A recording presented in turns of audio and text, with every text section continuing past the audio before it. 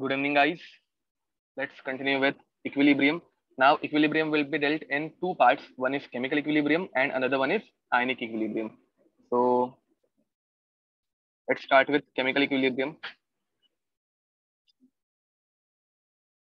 Chemical equilibrium.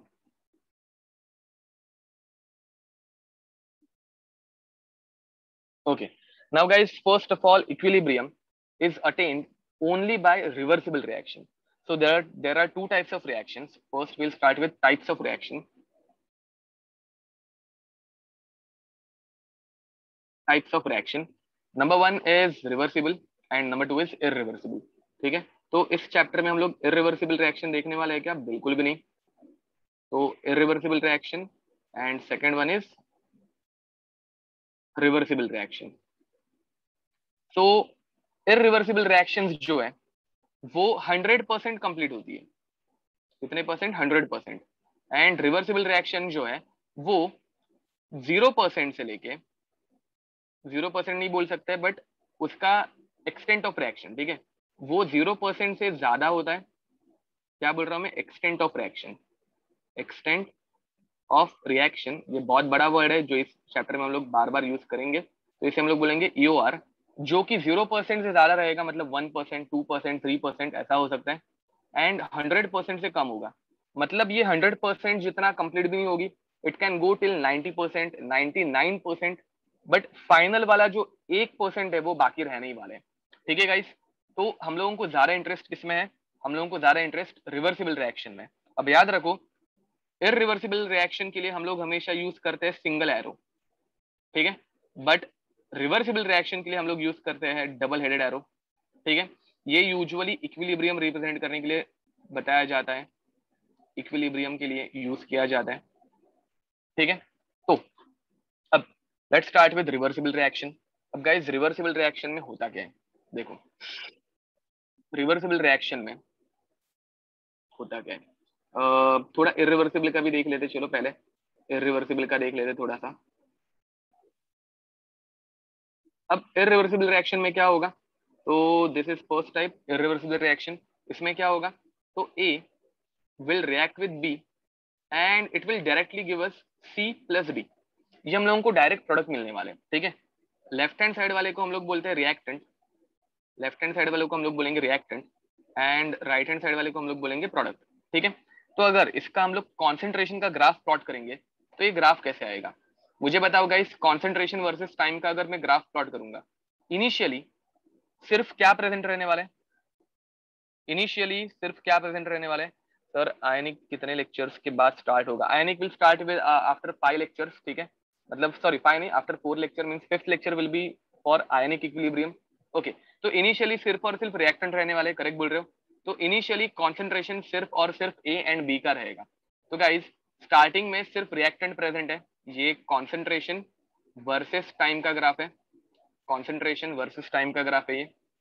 तो guys, initially सिर्फ और सिर्फ A और B रहने वाले, मतलब रिएक्टेंट साइड रहने वाली है.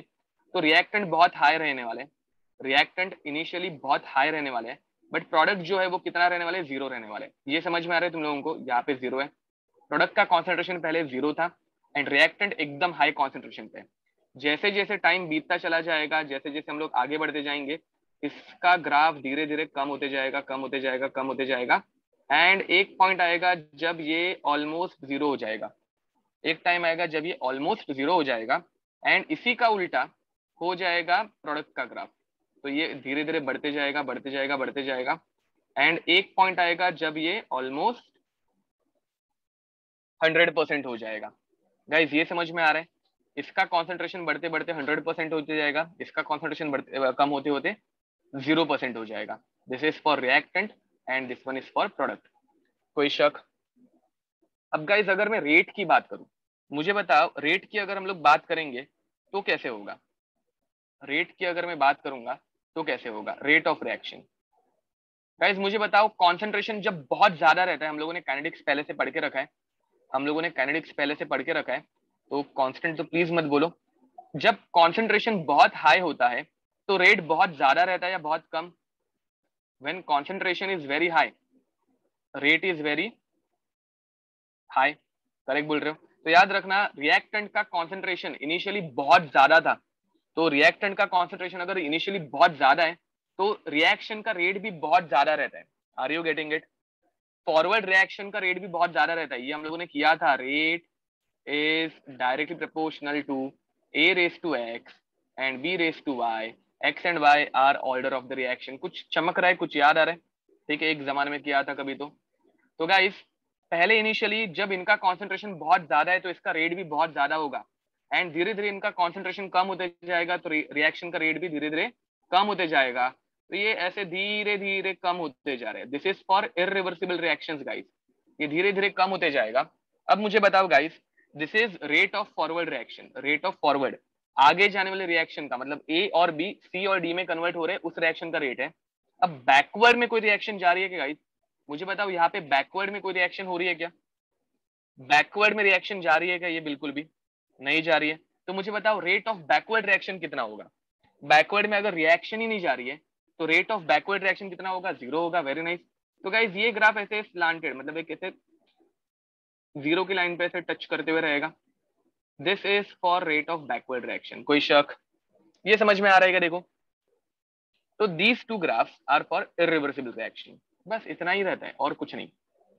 ठीक है, अब गाइस इसके बाद हम लोग देखने वाले हैं रिवर्सिबल रिएक्शन, जो कि फॉरवर्ड में भी जाएगी एंड बैकवर्ड में भी जाएगी। तो याद रखो, irreversible reaction only forward reaction occurs, only forward reaction and no backward reaction,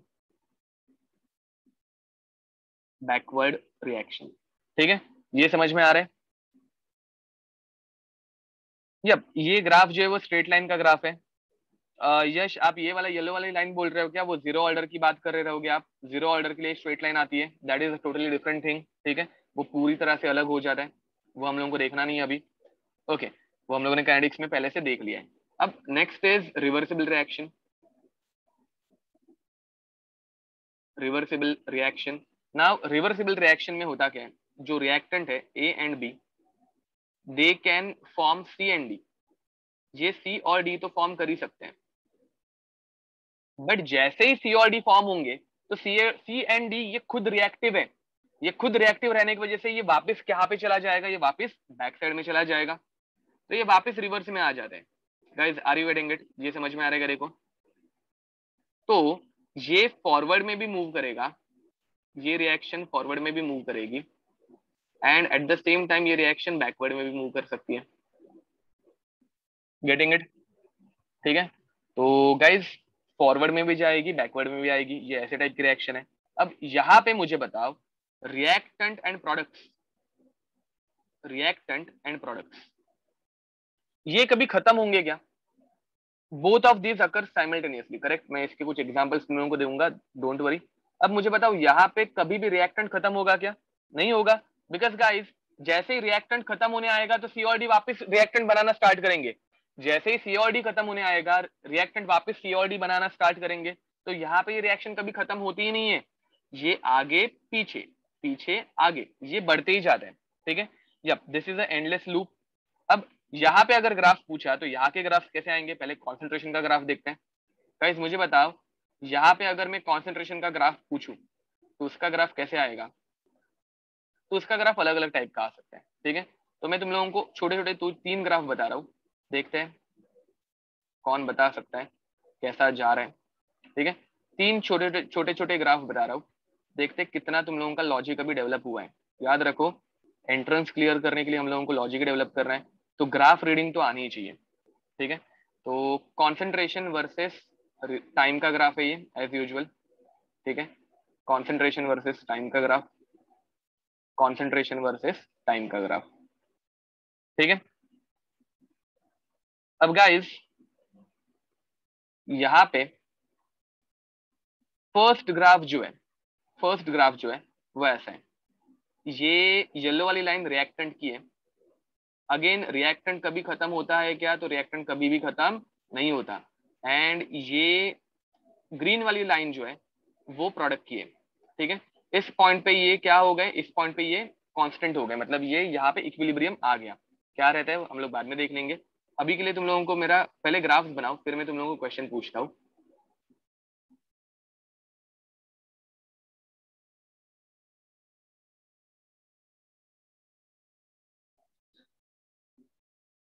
ये सेकंड ग्राफ है।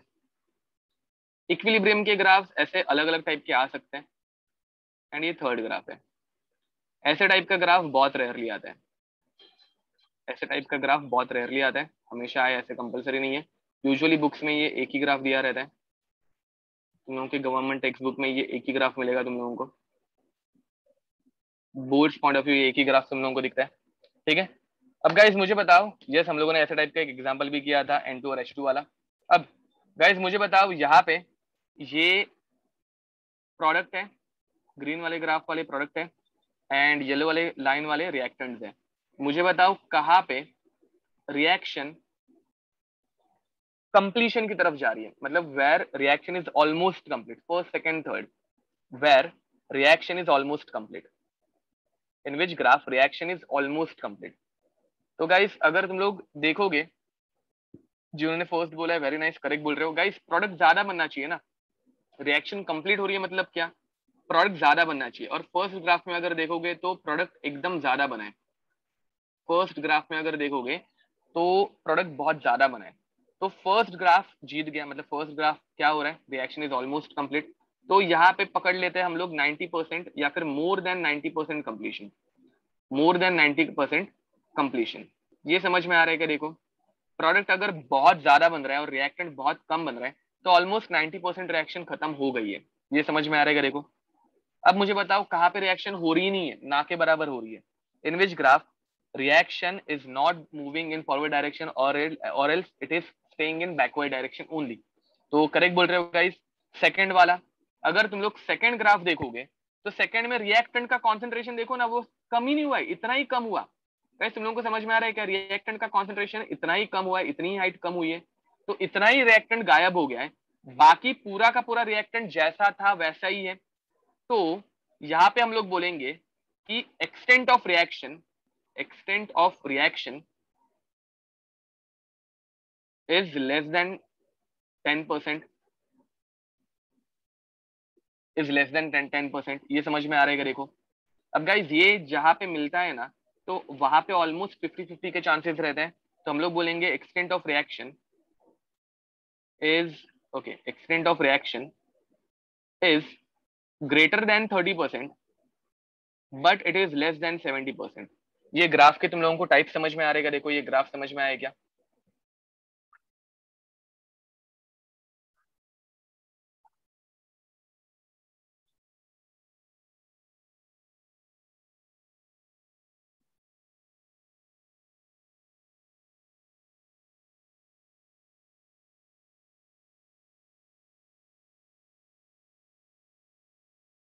चलो गाइस लिख दो, कंप्लीट दिस।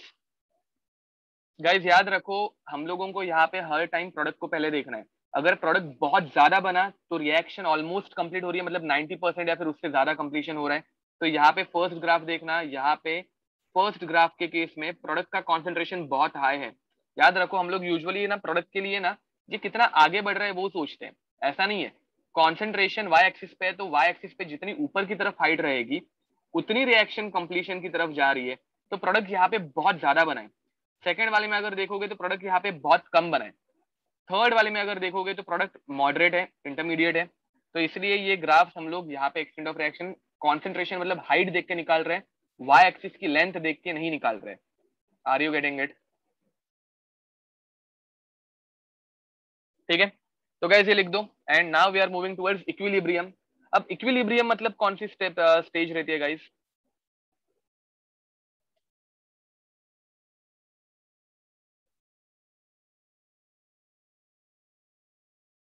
ओके अक्षय, हम लोग जाएंगे वहां पे, डोंट वरी। अब इक्विलिब्रियम मतलब स्टेबिलिटी आ जाती है, ठीक है, मतलब सिस्टम जो है वो इक्वलाइज हो जाएगा, ठीक है। तो इक्विलिब्रियम इज अ पॉइंट, अब हम लोग इक्विलिब्रियम के बारे में देखने वाले हैं। तो equilibrium is a point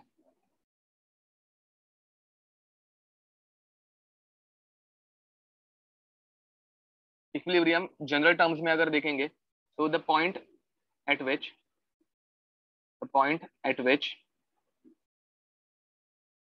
two opposing forces to opposing forces becomes becomes equal। अब गाइज मुझे बताओ यहाँ पे ऐसे कौन से दो अपोजिंग फोर्सेस है, मुझे बताओ रिवर्सिबल रिएक्शन में ऐसे दो कौन से अपोजिंग फोर्सेस है जो इक्वल होंगे। रेट ऑफ रिएक्शन, करेक्ट बोल रहे हो गाइज। तो यहाँ पे दो रिएक्शन हो रही है, एक फॉरवर्ड में जाने वाली और दूसरी बैकवर्ड में आने वाली। तो इक्विलिब्रियम पे क्या होगा, इक्विलिब्रियम पे rate of forward reaction, equilibrium पे rate of forward reaction becomes equal to that of rate of forward reaction becomes equal to that of rate of backward reaction। दोनों के दोनों इक्वल हो जाते हैं, करेक्ट बोल रहे हो गाइस। याद रखो equilibrium is a point eight which rate of to opposing forces become equal. तो रेट ऑफ फॉरवर्ड रिएक्शन जो है वो रेट ऑफ बैकवर्ड रिएक्शन जितना हो जाएगा। तो यहाँ पे लिख देना चाहिए। तो तुम लोगों के टेक्स्ट बुक में तुम लोगों को ये डेफिनेशन मिलेगी, the point at which या फिर the time at which rate of forward reaction becomes equal to that of rate of backward reaction is called as equilibrium। ठीक है, तो ये याद रखो, ऊपर वाली डेफिनेशन या फिर तुम लोगों की टेक्स्ट बुक वाली याद रखो, दोनों करेक्ट है। ठीक है, अब इसे अगर मैं ग्राफ में दिखाने जाऊं, इसे अगर मैं ग्राफिकली दिखाने जाऊं, तो अभी रेट वर्सेस टाइम का ग्राफ कैसे आएगा, अभी रेट वर्सेस टाइम का ग्राफ कैसे आएगा। तो देखो गाइस, पहले तो ग्राफ, रेट वर्सेस टाइम का ग्राफ, पहले तो हम लोगों के पास a plus B giving me c plus D ऐसी रिएक्शन है, a plus B giving me c plus D ऐसी रिएक्शन है। एंड स्टार्टिंग में सिर्फ और सिर्फ रिएक्टेंट था, स्टार्टिंग में सिर्फ और सिर्फ रिएक्टेंट था। यस, करेक्ट आंसर है, वेरी नाइस। स्टार्टिंग में सिर्फ और सिर्फ रिएक्टेंट था। ठीक है, EOR means extent of reaction, मैंने यहाँ पे ही बता दिया था, ये हम लोग बार बार यूज करेंगे, extent of reaction. EOR means extent of reaction. तो गाइस स्टार्टिंग में सिर्फ और सिर्फ रिएक्टेंट था एंड प्रोडक्ट था ही नहीं। तो मुझे बताओ अगर प्रोडक्ट ही नहीं है तो बैकवर्ड में रिएक्शन जा पाएगी क्या, तो इनकरेक्ट बोल रहे हो। प्रोडक्ट अगर है ही नहीं तो बैकवर्ड में रिएक्शन जा पाएगी क्या, नहीं जा पाएगी। तो गाइस बैकवर्ड वाली रिएक्शन जो है ना उसका रेट जीरो रहेगा, ये समझ में आ रहा है, बैकवर्ड वाली रिएक्शन का रेट जीरो रहेगा। प्रणव करेक्ट आंसर बोल रहे हो। अब इनिशियली रिएक्टेंट का कॉन्सेंट्रेशन बहुत ज्यादा है, इनिशियली रिएक्टेंट का कॉन्सेंट्रेशन बहुत ज्यादा है, तो फॉरवर्ड वाली रिएक्शन का रेट जो है वो बहुत हाई होगा। अब गाइस जैसे जैसे रिएक्टेंट रिएक्ट करते जाएंगे, जैसे जैसे ए और बी रिएक्ट करते जाएंगे, इनका कॉन्सेंट्रेशन कम होगा। मुझे बताओ ए और बी का कॉन्सेंट्रेशन अगर कम होते जाएगा तो रेट ऑफ रिएक्शन बढ़ते जाएगा, ये ऊपर जाएगा, या ये कम होते जाएगा और नीचे आएगा। It will start decreasing. हम लोगों ने ये केमिकल काइनेटिक्स में देखा है, अगर रिएक्टेंट ही नहीं है तो वो रिएक्ट करेगा ही नहीं, मतलब उसका रेट धीरे धीरे क्या होते जाएगा, कम होते जाएगा, ये धीरे धीरे कम होते जा रहे हैं। Are you getting it. और गाइस धीरे धीरे प्रोडक्ट बढ़ते जा रहे हैं विद टाइम, प्रोडक्ट का कॉन्सेंट्रेशन बढ़ते जा रहा है। प्रोडक्ट अगर बढ़ते जाएगा तो रिएक्शन धीरे धीरे बैकवर्ड में जाना स्टार्ट हो जाएगी। Are you getting it. Slowly reaction will start moving in backward direction, तो रेट ऑफ बैकवर्ड रिएक्शन जो है वो धीरे धीरे इंक्रीज होना स्टार्ट होगा। गाइस एक पॉइंट आएगा जहां पे ये दोनों के दोनों ग्राफ एक दूसरे के बहुत नजदीक आ जाएंगे एंड एक दूसरे के इक्वल हो जाएंगे। उस पॉइंट को हम लोग क्या बोलेंगे, एक पॉइंट आएगा जहां पे ये दोनों ग्राफ सेम लाइन पे चलना स्टार्ट कर देंगे, उस पॉइंट को हम लोग क्या बोलेंगे, इक्विलिब्रियम। करेक्ट बोल रहे हो। तो गाइस याद रखो this point is called as equilibrium, this point is called as equilibrium. ठीक है, मतलब यहाँ से इक्विलिब्रियम स्टार्ट हो गया, एस्टेब्लिश्ड हो गया, and this is the time required to establish that equilibrium, T equilibrium. ठीक है, तो guys this is rate, rate versus time. ठीक है, and this part is at equilibrium, this part is at equilibrium. अब equilibrium फिर भी समझने के लिए थोड़ा सा डिफिकल्ट हो सकता है। ठीक है, तो ये कर्व्स रिएक्शन के ऑर्डर पे डिपेंड होंगे ना, तो डेफिनेटली ये होंगे, बट गाइस यूजुअली हम लोग यहाँ पे इक्विलिब्रियम में सिर्फ फर्स्ट ऑर्डर रिएक्शन की बात करते हैं। ठीक है, या फिर रिएक्शन फर्स्ट ऑर्डर है ऐसे ही समझ के चलते हैं। तो यहाँ पे रेट के बारे में हम लोगों को कंफ्यूजन नहीं क्रिएट कर रहे हैं किसी भी लेवल पे, मतलब कितने भी हायर लेवल पे तो चले जाओ तुम लोग, इक्विलिब्रियम और केमिकल काइनेटिक्स दोनों को हम लोग मर्ज नहीं करते हैं। ठीक है, तो गाइस अब यहाँ पे एक्सटेंट ऑफ रिएक्शन क्या होगा वो हम लोगों को इक्विलिब्रियम कांस्टेंट पढ़ के पता चलता है, तो अभी तक हम लोग वहां पे पहुंचे नहीं है। अब सबसे पहले over here this is equilibrium. ठीक है, इसका एग्जांपल देखते हैं। गाइस अगर इसको विजुअलाइज करना है ना तो we can visualise that I have a bucket. ठीक है, एक बकेट है मेरे पास या फिर एक बीकर है मेरे पास, एंड इस बीकर के ऊपर मैंने लगा दिया एक नल, टैप लगा दिया है। Now guys what will happen, ये टैप में से पानी हम लोग नीचे छोड़ रहे हैं, तो टैप में से पानी आ रहा है, धीरे धीरे पानी बढ़ते जाएगा, पानी बढ़ते गया, पानी बढ़ते गया, पानी बढ़ते गया। अब गाइस एक स्पेसिफिक लेवल पे पानी आ गया, एंड देन मैंने क्या किया बताएं, मैंने नीचे से एक होल मार दिया यहाँ पे, एक छोटा सा होल क्रिएट कर दिया यहाँ पे। अब गाइस होगा क्या, मैंने इतना छोटा सा होल किया है और इतना प्रिसाइज होल किया है कि पानी नीचे से बाहर निकल रहा है, एंड अगर ऊपर से एक ड्रॉप बाहर निकल रहा है ना, ऊपर से अगर एक ड्रॉप नीचे आ रहा है तो नीचे से एक ड्रॉप बाहर निकल रहा है, ऊपर से अगर एक ड्रॉप नीचे गिर रहा है तो नीचे से एक ड्रॉप और नीचे गिरेगा। तो मुझे बताओ गाइस पानी की लेवल अभी चेंज होगी क्या, पानी की लेवल इसकी वजह से चेंज होने वाली है क्या, नहीं होगी। बट गाइस अगर मैंने इस होल को वापस ढक दिया, मैंने अगर इस होल को वापस ढक दिया तो क्या होगा, अब पानी की लेवल बढ़ेगी क्या, अब पानी की लेवल बढ़ेगी, बढ़ेगी। बट गाइस तो पानी की लेवल अगर बढ़ रही है तो सिर्फ फॉरवर्ड रिएक्शन हो रही है, पानी की लेवल अगर बढ़ते जा रही है तो सिर्फ फॉरवर्ड रिएक्शन हो रही है, जो मुझे नहीं चाहिए। मतलब पहले ये इरिवर्सिबल प्रोसेस थी, बट जैसे ही मैंने इसमें होल अटैच कर दिया तो ये रिवर्सिबल प्रोसेस बन गई। देखो ये पानी ऊपर से नीचे गिर रहा है तो this is forward reaction, and ये नीचे से और नीचे जा रहा है, मतलब बकेट से बाहर निकल रहा है, तो this is backward reaction. And अगर दोनों का रेट इक्वल हो गया, if rate of forward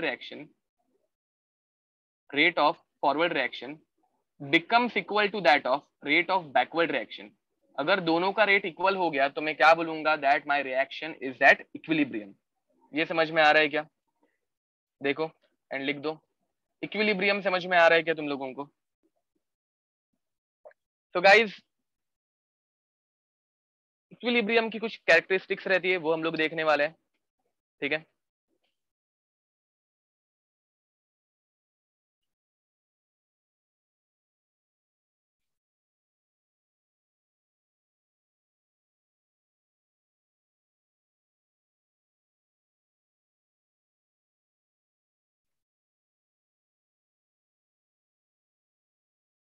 okay third वाला ग्राफ दिखाना है, ड्रॉ करो। चलो तो गाइज इक्विलिब्रियम में रिएक्शंस में भी ऐसे ही कुछ होता है, ठीक है। हम लोग अभी तक रिएक्शंस पर पहुंचे नहीं है, बट रिएक्शन में भी ऐसे ही कुछ होता है।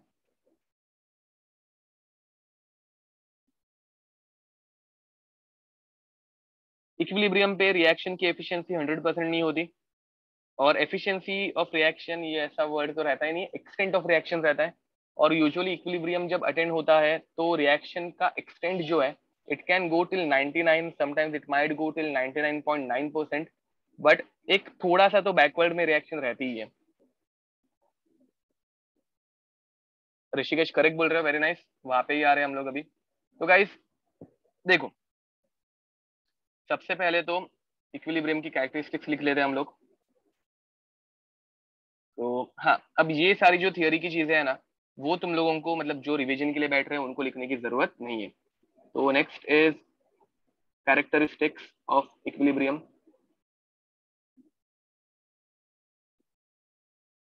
ओके तो now guys point number 1, equilibrium equilibrium at equilibrium rate of forward reaction becomes equal to that of rate of backward reaction, जो हम लोगों को पता है। Equilibrium is dynamic in nature, dynamic in nature मतलब क्या, तो इक्विलिब्रियम ये कभी भी स्टॉप नहीं होता। इक्विलिब्रियम पे रिएक्शन स्टॉप होती है क्या, बिल्कुल नहीं। इक्विलिब्रियम पे वो रिएक्शन का कॉन्सेंट्रेशन जो है वो स्टॉप हो जाता है या फिर वो रुक जाता है, कॉन्सेंट्रेशन बढ़ता भी नहीं है घटता भी नहीं है, बट रिएक्शन अभी भी फॉरवर्ड में भी हो रही है और बैकवर्ड में भी हो रही है। मतलब क्या गाइस, तो देखो let's take a simple reaction which is very much important for this chapter, 2 times NO2 combining to form N2O4, ठीक है। गाइस अब यहाँ पे होता क्या है, अब देखो यहाँ पे इस चीज का कलर रहता है ब्राउन एंड ये चीज रहती है कलरलेस, पता नहीं होगा तो एक बार जाके पी ब्लॉक रीड कर लेना, ठीक है। तो गाइस ये ब्राउन है, ये कलरलेस है। अब मैंने एक कंटेनर के अंदर ये भर दी, मैंने कौन सी गैस भरी थी गाइस, तो एक कंटेनर के अंदर मैंने N2O सॉरी NO2 गैस भरी थी, नहीं चलो N2O4 गैस भरी थी। ये तुम लोगों को जरा मतलब तुम लोगों के दिमाग को स्पीड दे देगा, ठीक है। मैंने N2O4 भरी थी। मुझे बताओ ये कंटेनर के अंदर कौन से कलर की गैस है, इस कंटेनर के अंदर कौन से कलर की गैस है?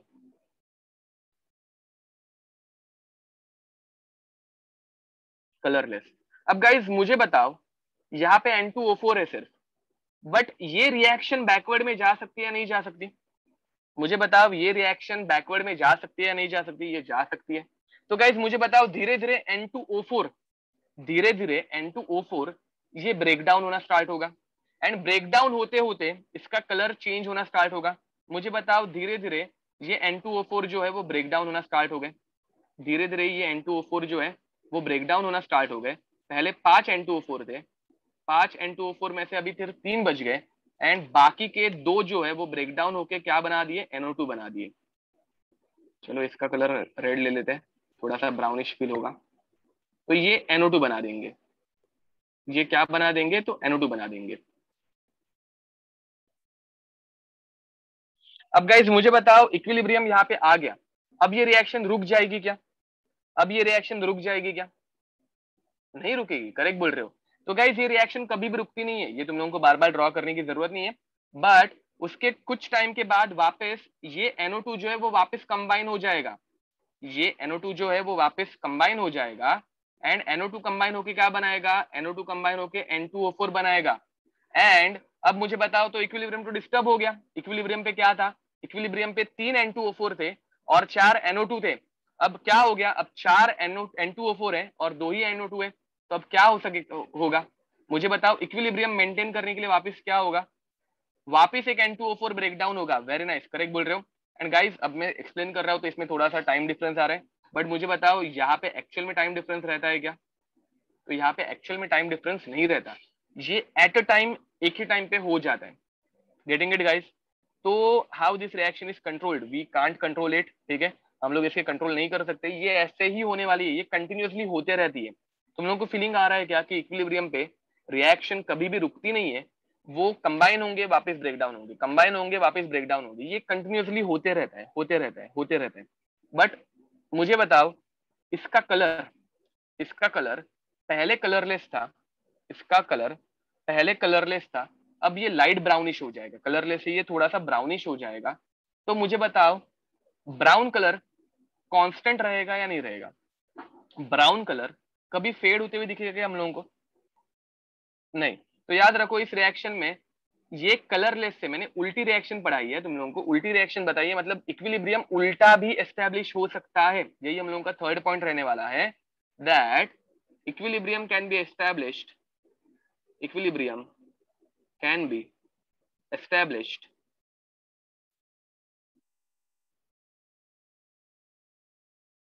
from either side, ठीक है। तो गाइस तुम लोग इसको फॉरवर्ड डायरेक्शन में भी ला सकते हो, बैकवर्ड से भी ला सकते हो, वो कुछ मैटर नहीं करता, सिर्फ इक्विलिब्रियम आता ही है, ये हम लोगों को याद रखना है, ठीक है। And it is dynamic in nature, dynamic का मीनिंग तुम लोगों को समझ में आ गया होगा। अब guys fourth point physical quantities, physical quantities like mass, mass of reactant, concentration, pressure, अगर प्रेशर एक्सर्ट करती रहेगी गैस रहेगी तो pressure, colour etcetera remains constant, remains constant at equilibrium, at equilibrium, ठीक है। अब गाइस मुझे बताओ what is the value of Gibbs free energy at equilibrium, what is the value of Gibbs free energy, change in Gibbs free energy delta G at equilibrium? Zero हो जाती है, क्या बात याद है तुम लोगों को? तो guys at equilibrium Gibbs free energy becomes zero, ठीक है, ये हम लोगों ने बहुत बार पढ़ा है, ठीक है। एंड गाइज अब थोड़ा सा इक्विलिब्रियम पढ़ ही रहे हैं तो थोड़ा सा थर्मोडायनेमिक्स की रिवीजन करा देता हूँ। मुझे बताओ what is the relationship between Gibbs free energy and equilibrium constant. तो delta G is equals to delta G naught minus R T L N of Q. ठीक है, ये हम लोगों का फॉर्मूला रहता है, पता होगा तुम लोगों को। ओके ये माइनस नहीं रहता ना, ये प्लस रहता है ना गाइज, आई गेस ये प्लस रहता है। ये माइनस इस तरफ, ये माइनस, हाँ ये प्लस रहता है। जब ये प्लस रहता है इस फॉर्मूला में पता नहीं, बट हमेशा कंफ्यूज होता हूँ, आई डोंट नो व्हाई। तो delta G is equals to 0। अब सिक्स्थ पॉइंट, अब मुझे बताओ गाइस, अच्छे से सुनना। मैंने यहाँ पे पिस्टन अटैच कर दिया, यहाँ पे मैंने पिस्टन अटैच कर दिया, एंड पिस्टन अटैच करने के बाद मैं प्रेशर अप्लाई कर रहा हूँ। पिस्टन अटैच करके मैं इसके ऊपर प्रेशर अप्लाई कर रहा हूँ। अब मुझे बताओ, मैं जैसे ही प्रेशर अप्लाई करूंगा N2 N2O4 ब्रेक डाउन होगा या NO2 कंबाइन होगा? देखते तुम लोगों का दिमाग कितना चल रहा है। मुझे बताओ, जैसे ही मैं प्रेशर अप्लाई करूंगा N2O4 ब्रेक डाउन होगा या NO2 कंबाइन होगा? Very nice guys, NO2 combine होगा, क्योंकि हम लोग इनको नजदीक ला रहे हैं ना, तो इनको अभी कुछ भी करके नजदीक ला रहे हैं तो कंबाइन होना पड़ेगा, सो दैट उनका वॉल्यूम जो है वो कम हो जाए। समझ में आ रहा है मैं क्या बोल रहा हूँ? तो प्रेशर अगर हम लोग अप्लाई करेंगे तो NO2 जो है वो कंबाइन हो जाएगा। अब मुझे बताओ, NO2 कंबाइन हो जाएगा तो इक्विलिब्रियम डिस्टर्ब हुआ या नहीं हुआ? NO2 जब हम लोग कंबाइन कर रहे हैं तो इक्विलिब्रियम डिस्टर्ब हुआ या नहीं हुआ? हुआ। तो guys next point is equilibrium is disturbed, equilibrium can be disturbed, can be disturbed by change in pressure, by change in pressure, volume. Pressure change करेंगे तो वॉल्यूम भी चेंज होता है, एंड तुम लोगों को पता है वॉल्यूम चेंज होगा तो कॉन्सेंट्रेशन भी चेंज होता है। Number of moles upon volume is the formula. तो अगर मैं वीडियो बंद कर रहा हूँ, I guess it is lagging a little bit. Okay, lag हो रहा है क्या गाइस? तो वॉल्यूम अगर चेंज होगा तो कॉन्सेंट्रेशन भी चेंज होगा, तो कॉन्सेंट्रेशन इसके साथ टेम्परेचर एंड टेम्परेचर, ठीक है, इन चार पैरामीटर्स के वजह से इक्विलिब्रियम जो है वो चेंज हो सकता है। अच्छा, it is not lagging, okay, तो ये किसी एक स्टूडेंट की तरफ से ही प्रॉब्लम होगा शायद से। अब guys seventh point, catalyst, catalyst do not change, do not change equilibrium position, या फिर do not affect, do not affect equilibrium position. ठीक है, तो कैटलिस्ट इक्विलिब्रियम को कभी भी टच नहीं करता, as it increases, it increases rate of both forward and backward reaction, it increases rate of both forward and backward reaction। ये हम लोगों ने सरफेस केमिस्ट्री में पढ़ा है। तो गाइज मुझे बताओ, कैटलिस्ट जो है वो दोनों को बूस्टअप करता है, फॉरवर्ड को भी और बैकवर्ड को भी। ठीक है, अब मुझे बताओ, अगर ये दोनों रिएक्शन को बूस्टअप करेगा तो क्या होगा? विदाउट कैटलिस्ट कैसे हो रहा था? ये रेट वर्सेस टाइम का ही ग्राफ है। पहले कैसे हो रहा था विदाउट कैटलिस्ट? ये ऊपर से नीचे आ रहा था, ये ऊपर से नीचे आ रहा था, और ये नीचे से ऊपर जा रहा था। ये विदाउट कैटलिस्ट था, ये विदाउट कैटलिस्ट था।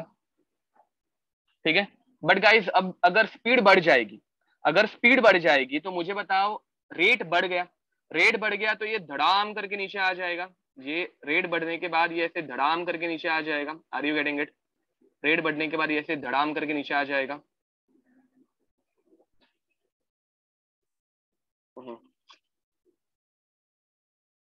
ओके, रेट बढ़ने के बाद ये ऐसे धड़ाम करके नीचे आ जाएगा, एंड यहाँ पे भी रेट बढ़ने के बाद ये ऐसे धड़ाम करके ऊपर चला जाएगा।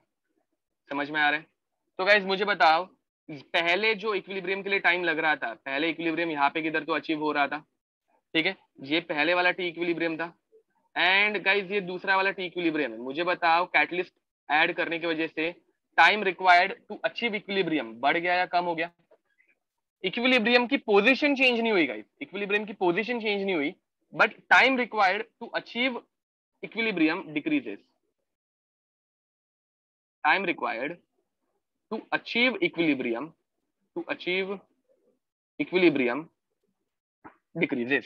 एंड गाइज यही एक हम लोगों के थियरी के पॉइंट्स है जिसके ऊपर हम लोगों को कभी कभार क्वेश्चन आते हैं, ठीक है। तो इनके ऊपर भी क्वेश्चन आ सकते हैं, which of the following is correct, which of the following is wrong. And इसमें सबसे इंपॉर्टेंट यही है कि टेम्परेचर इक्विलिब्रियम को डिस्टर्ब कर सकता है, ठीक है। इसके बाद इक्विलिब्रियम कांस्टेंट आएगा, तब मैं तुम लोगों को कुछ अलग पढ़ाऊंगा, ठीक है। तो लिख दो, ये कंप्लीट कर दो।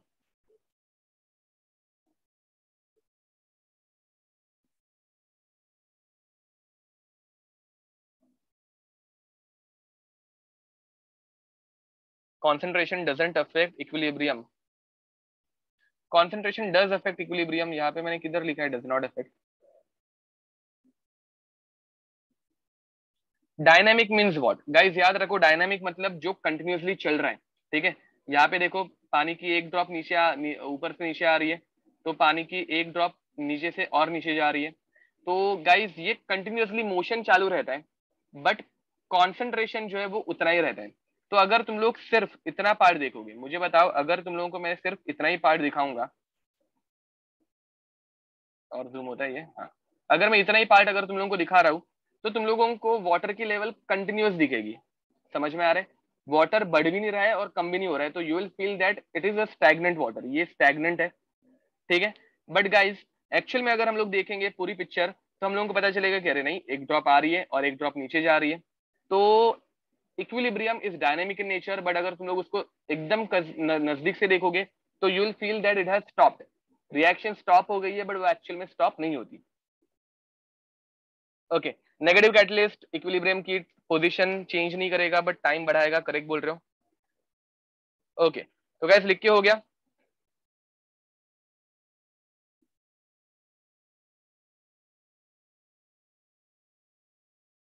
आएंगे हम लोग गैसियस रिएक्शंस के ऊपर भी आएंगे।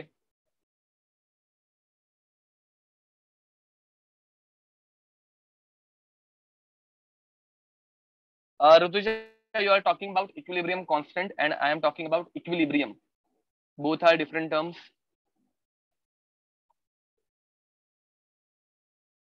ओके, चलो गाइस आगे बढ़ते हैं।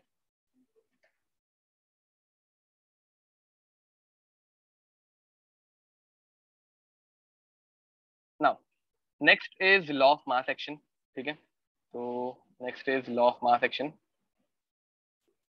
Law of mass action is nothing but law of mass action is nothing but rate law from chemical kinetics, ठीक है। तो इसकी डेफिनेशन होती है, according to this law, rate of forward reaction, rate of forward reaction, rate of forward reaction is directly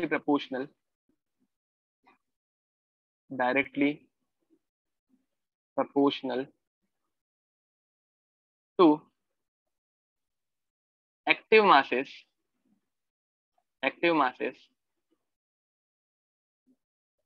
of active masses को concentration bracket में लिखना। Active masses are nothing but concentration, ये पुराने जमाने में हम लोग एक्टिव मास बोलते थे, ऐसे समझ लो, दोनों का मीनिंग थोड़ा सा डिफरेंट है बट स्टिल। तो active masses concentration of reactant and that of backward reaction, that of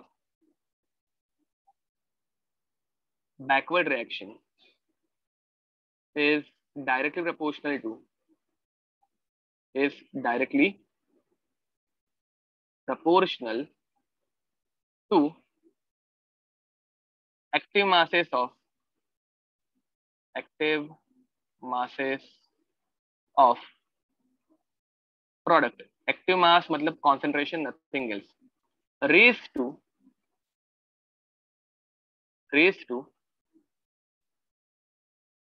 stoichiometric coefficient of respective reactant and product, raised to stoichiometric coefficient of reactant and product। Okay, अब इसका meaning क्या है वो हम लोग देखने वाले हैं, पहले ये लिख दो। अब गाइज ये हम लोगों ने पहले भी किया है, किसमें किया है, तो केमिकल काइनेटिक्स में किया है। अब एक अगर मैं तुम लोगों को रिएक्शन दूं, for example reaction is A + B giving me C + B, ठीक है, ये फॉरवर्ड रिएक्शन है, ये बैकवर्ड रिएक्शन है। एंड अगर मैं तुम लोगों को बोलूं what is rate of forward reaction, what is rate of forward reaction, तो तुम लोग मुझे क्या बोलोगे? तुम लोग मुझे बोलोगे कि सर फॉरवर्ड में जाने के लिए इसका कॉन्सेंट्रेशन मैटर करता है। तो इसका कॉन्सेंट्रेशन अगर मैटर करता है तो it is directly proportional to concentration of A into concentration of B, correct. And guys, proportionality को निकालने के लिए हम लोग यूज क्या करते हैं? Rate of forward reaction is equals to K F concentration of A into concentration of B, correct और रॉन्ग, ये समझ में आ रहा है देखो। एंड सिमिलरली अब रेट ऑफ बैकवर्ड रिएक्शन किसके ऊपर डिपेंड करेगी? मुझे बताओ, rate of backward reaction, backward में जाने के लिए हम लोगों को ए और बी का कॉन्सेंट्रेशन देखना पड़ेगा या सी और डी का? सी एंड डी का, करेक्ट बोल रहे हो गाइस। सी एंड डी का कॉन्सेंट्रेशन अगर बढ़ते जाएगा तो वो रिएक्शन बैकवर्ड में लेके जाएंगे, ठीक है। तो it is directly proportional to concentration of C and concentration of D. तो finally rate of backward reaction is K B, ये स्मॉल के रहता है, K B concentration of C into concentration of D. कोई शक? ये समझ में आएगा देखो।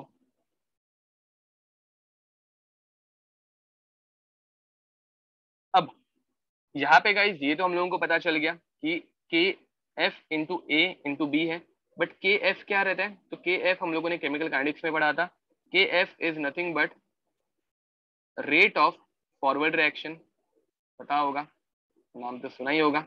And K B is rate of backward reaction, ये भी सुना होगा, करेक्ट। अब गाइस आगे बढ़ते हैं। Rate of forward reaction and rate of backward reaction, A sorry,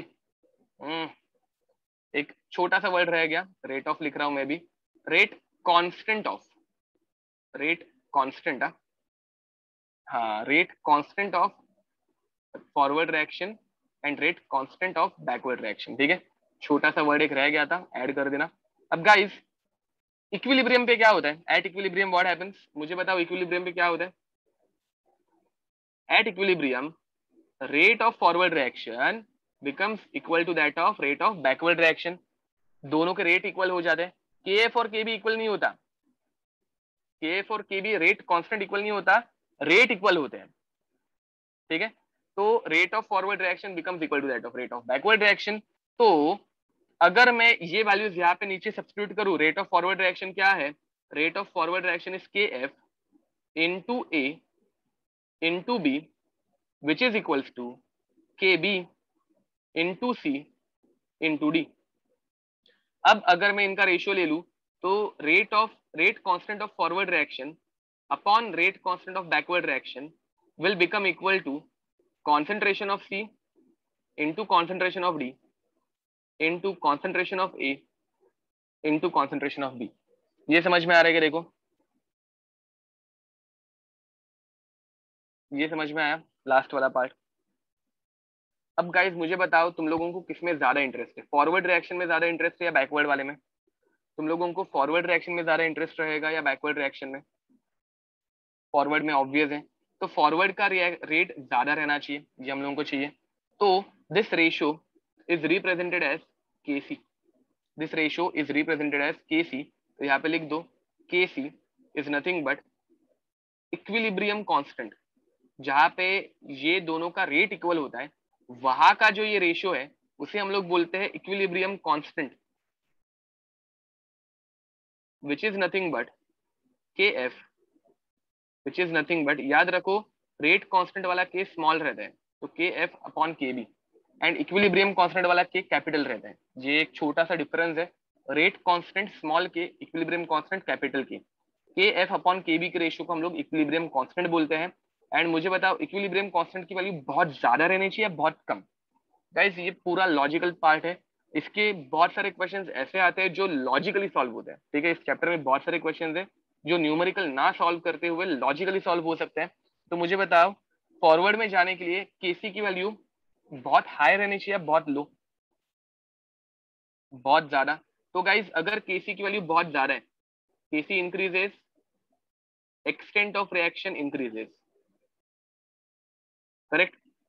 and अगर केसी कम हो रहा है, मतलब किसी रिएक्शन का केसी अगर बहुत कम है, तो मुझे बताओ रिएक्शन फॉरवर्ड में जा रही है क्या? अगर किसी रिएक्शन का केसी बहुत कम है तो रिएक्शन फॉरवर्ड में जा पा रही है क्या? नहीं जा पा रही है। तो at that time extent of reaction decreases. समझ में आ रहा है क्या? देखो, तो वो बैकवर्ड में जा रहेगी। अब ये के एफ और के बी भी छोड़ दो, इग्नोर करो। अब तुम लोग इस पॉइंट पे आओ, मुझे बताओ के सी अगर बहुत ज्यादा है, के सी अगर बहुत ज्यादा है तो सी और डी की वैल्यू बहुत ज्यादा होगी या बहुत कम होगी? if value of kc is very high then concentration of c and d is also very high, obvious है ये। अगर बहुत बड़ी वैल्यू है तो न्यूमरेटर वाली वैल्यू जो है वो भी बहुत ज्यादा रहनी चाहिए, तो सी और डी बहुत ज्यादा होगा। एंड गाइस सी और डी बहुत ज्यादा मतलब प्रोडक्ट बहुत ज्यादा बन रहा है, प्रोडक्ट अगर बहुत ज्यादा बनेगा तो एक्सटेंट ऑफ रिएक्शन भी बहुत ज्यादा होगा। Getting it? मतलब ये समझ में आ रहा है? के सी हम लोग के एफ अपॉन के बी क्यों लिखते हैं, या फिर के सी ये सी इंटू डी अपॉन ए इंटू बी क्यों है? तो गाइस जनरल फॉर्मूला अगर हम लोग लिखने गए, पहले और एक एग्जांपल लेके देखते चलो। अब और एक एग्जांपल लेके देखते हैं। तो guys 2a plus B giving मी 2c प्लस डी। अब मुझे बताओ इस रिएक्शन को मैं ऐसे लिख सकता हूँ क्या? a plus A plus B giving me c plus C plus D. ये चलेगा तुम लोगों को ऐसा लिखूंगा तो, कि कुछ डिफरेंट किया मैंने? चलेगा, ओके। अब गाइज मुझे बताओ, अगर इस रिएक्शन के लिए मैं रेट ऑफ फॉरवर्ड रिएक्शन पूछूं, रेट ऑफ फॉरवर्ड रिएक्शन तुम लोग क्या बोलोगे? के एफ इंटू ए इंटू ए इंटू बी, ऐसे ही कुछ आएगा क्या? देखो करेक्ट जा रहा हूं मैं। And guys rate of backward reaction अगर मैं करूंगा तो तुम लोग मुझे बोलोगे K B into C into D, correct? CCD correct बोल रहे हो। अब गाइज इसी को अगर मैं इस तरफ, इसको चाहिए तो थोड़ा सा ऐसे पार्टीशन में दिखाना कंफ्यूजन ना होने के लिए। अगर मैं दूसरी तरफ इसी को मैं अगर लिखने जाऊं तो can I right it down like this, के एफ 2a का मैं डायरेक्ट ए स्क्वायर कर दूं इंटू बी लिख दूं, चलेगा ये? एंड आर बी के लिए के बी 2c का डायरेक्ट मैं सी स्क्वायर कर दूं इंटू डी लिख दूं, तो ये भी चलेगा क्या? चलेगा ना? तो गाइस तुम लोगों को समझ में आ रहा है हम लोग यहाँ पे स्क्वायर क्यों कर रहे हैं? तो गाइस मुझे बताओ अभी यहाँ पे तुम लोगों को के सी विच is nothing but K F upon के बी, ये क्या मिलेगा? तो ये तुम लोगों को मिलेगा सी का square into D divided by A का square into B. And guys यहाँ पे तुम लोगों को क्या मिलेगा? K C is equals to same, मतलब यहाँ पे दोनों रिएक्शन सेम है तो सेम ही मिलने वाले हैं। तो ये तुम लोगों को ग्रास्प हुआ क्या? ये तुम लोगों को ग्रास्प हुआ क्या?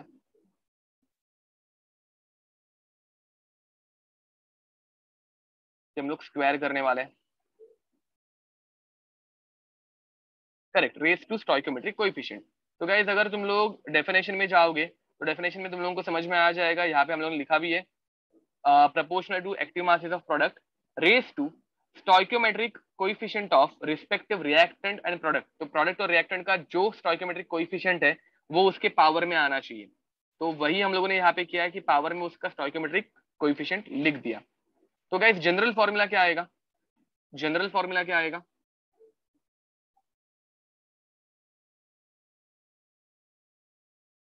जनरल फॉर्मूला क्या हो जाएगा इसका? तो देखो, अगर मैं लिख रहा हूँ reaction A moles of A plus B moles of B giving me C moles of C plus D moles of D, तो इसके लिए केसी की इक्वेशन क्या मिल जाएगी? KC is nothing but concentration of C raise to C into D raise to D divided by A raise to A into B raise to B. खत्म। Guys यहाँ पे केमिकल काइनेटिक्स और equilibrium को please mix मत करना। Chemical kinetics में order different रहती है, बट यहाँ पे हम लोग ऑर्डर की बात ही नहीं कर रहे हैं, ठीक है, यहाँ पे ऑर्डर की बात हो ही नहीं रही है, तो प्लीज दोनों को मिक्स मत करना। अच्छा, डेफिनेशन लिखना अभी तक बाकी है, लिख दो, कंप्लीट कर दो।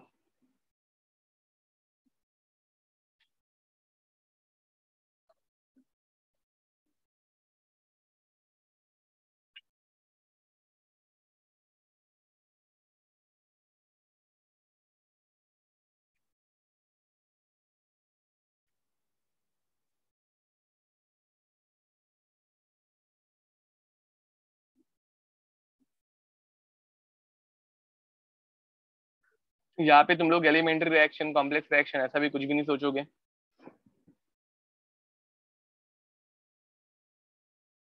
ओके, चलो गाइज इसके कुछ एग्जांपल्स लेते हैं तो तुम लोगों को और अच्छे से समझ में आ जाएगा।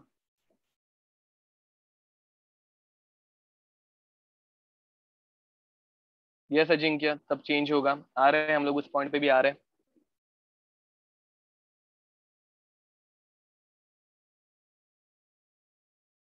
डन, हो गया।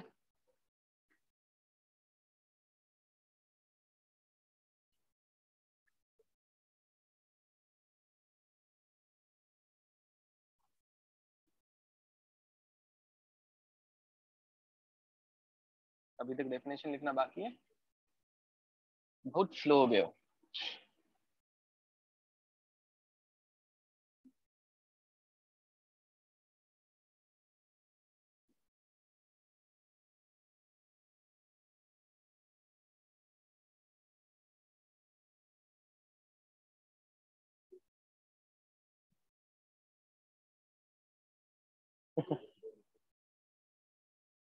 अरे अभी वो डेफिनेशन ही इतनी बड़ी है, क्या कर सकते हैं।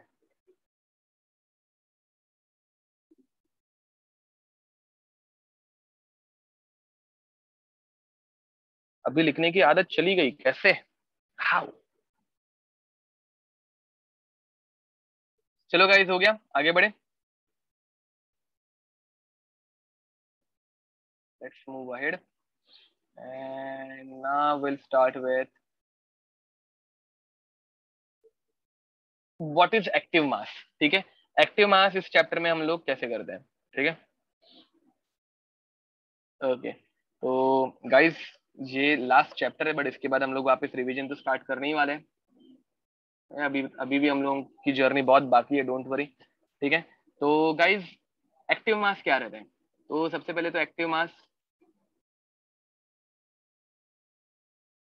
पहले टाइप का एक्टिव मास हम लोग देखेंगे सोल्यूशन का, ठीक है। Solute and insolvent, solute insolvent.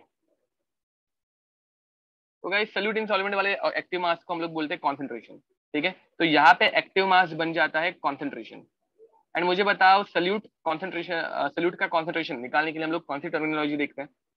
Concentration is number of moles upon volume in litre, getting it, obviously molarity.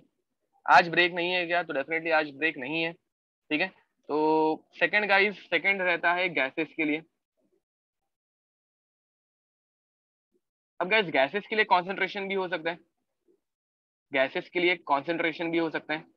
Concentration क्या रहता है, कॉन्सेंट्रेशन रहता है number of moles upon volume,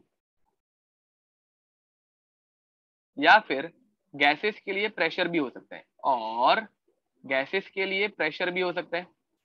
pressure के लिए हम लोगों के पास फॉर्मूला क्या रहता है, pressure is equals to N R T upon V, समझ में आ रहा है ये, N R T upon V, getting it. And guys अब ये मत पूछना सिर्फ कि किधर से आया, ठीक है। अब गाइज ये तो हो गया partial pressure, correct, partial pressure रहता है ये, पार्शियल प्रेशर। गैसेस का अगर मिक्सचर होगा तो पार्शियल प्रेशर होगा। अब गाइज एन अपॉन वी, ये क्या बन जाता है, N upon V is nothing but concentration. तो can I write P is equals to C R T, P is equals to C R T. तो ये गैसेस के लिए हो गया। अब गाइज सॉलिड्स, मुझे बताओ सॉलिड्स का कॉन्सेंट्रेशन कैसे निकालते हैं, सॉलिड का कॉन्सेंट्रेशन कितना होता है, कॉन्सेंट्रेशन ऑफ सॉलिड, या फिर एक्टिव मास ही अभी यहाँ पे लिख देते हैं। हाँ, सॉलिड का एक्टिव मास रहता है 1, CRT cathode ray tube, correct बोल रहे हो। तो सॉलिड का एक्टिव मास रहता है 1, गाइज ये 1 क्यों रहता है? इसका कॉन्सेंट्रेशन हम लोग हमेशा 1 निकालते हैं, बिकॉज देखो कॉन्सेंट्रेशन कब बोला जाता है? जब तुम लोग एक चीज के अंदर दूसरी चीज मिक्स करो। For example this is 10 gram NaCl in 1 litre water. तो कॉन्सेंट्रेशन तब आता है जब एक चीज में दूसरी चीज मिक्स हो। बट सॉलिड के अंदर कुछ मिक्स है क्या? सॉलिड के अंदर कुछ मिक्स नहीं रहता। सॉलिड ये एक प्योर सॉलिड है, ऐसे हम लोग मान के चलते हैं। We can not mix solids directly, correct बोल रहे हो। तो हम लोग इसे एक प्योर सॉलिड है ऐसे मान के चलते हैं। अलाउ हुआ तो तब बात अलग हो जाएगी, तब हम लोग उसका percentage by mass, volume by mass, अलग अलग चीजें निकाल पाएंगे। बट अभी के लिए हम लोग प्योर सॉलिड ऐसे मान के चलते हैं। तो गाइज यहाँ पे लिख देना फॉर प्योर सॉलिड ओनली। तो उसका एक्टिव मास जो है वो हम लोग 1 मानते हैं। अब guys fourth, solvent. Solvent and यहाँ पे कंडीशन है डाइल्यूट सोल्यूशन। Dilute solution. अब गाइज मुझे बताओ, बहुत डाइल्यूट सोल्यूशन है, बहुत डाइल्यूट सोल्यूशन के अंदर सॉल्वेंट का कॉन्सेंट्रेशन ज्यादा चेंज होगा क्या? समझो तुम लोगों के पास 10 लीटर पानी है एंड 10 लीटर पानी में तुम लोगों ने 1 ग्राम NaCl का ऐड करके रखा है। तो मुझे बताओ यहाँ पे 10 लीटर से वो अगर समझ लो 999 ml हो गया, कुछ ज्यादा फर्क पड़ा क्या? डाइल्यूट सोल्यूशन, ओके हाँ मैंने सोल्यूट लिखा है, डाइल्यूट सोल्यूशन। तो गाइज मुझे बताओ, डाइल्यूट सोल्यूशन में कॉन्सेंट्रेशन ऑफ सॉल्वेंट बहुत ज्यादा रहते हैं, very high concentration, very high concentration of solvent.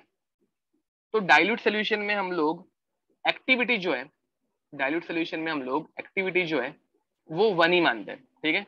But याद रखना कंडीशन क्या है, वेरी डाइल्यूट सोल्यूशन। कंडीशन है वेरी डाइल्यूट सोल्यूशन, तब जाके हम लोग इसको 1 मानते हैं। और हमेशा 1 ही मानना है, तुम लोगों को ऐसा कोई अजीब क्वेश्चन नहीं आएगा जहाँ पे सॉल्वेंट का तुम लोगों को एक्टिव मास लेना पड़े, ठीक है। तो लिख दो, ये कंप्लीट कर दो। ये एक्टिव मास के बारे में हो गया, इस तरह से हम लोग एक्टिव मास निकालते हैं। Now types of equilibrium constant आएंगे गाइस।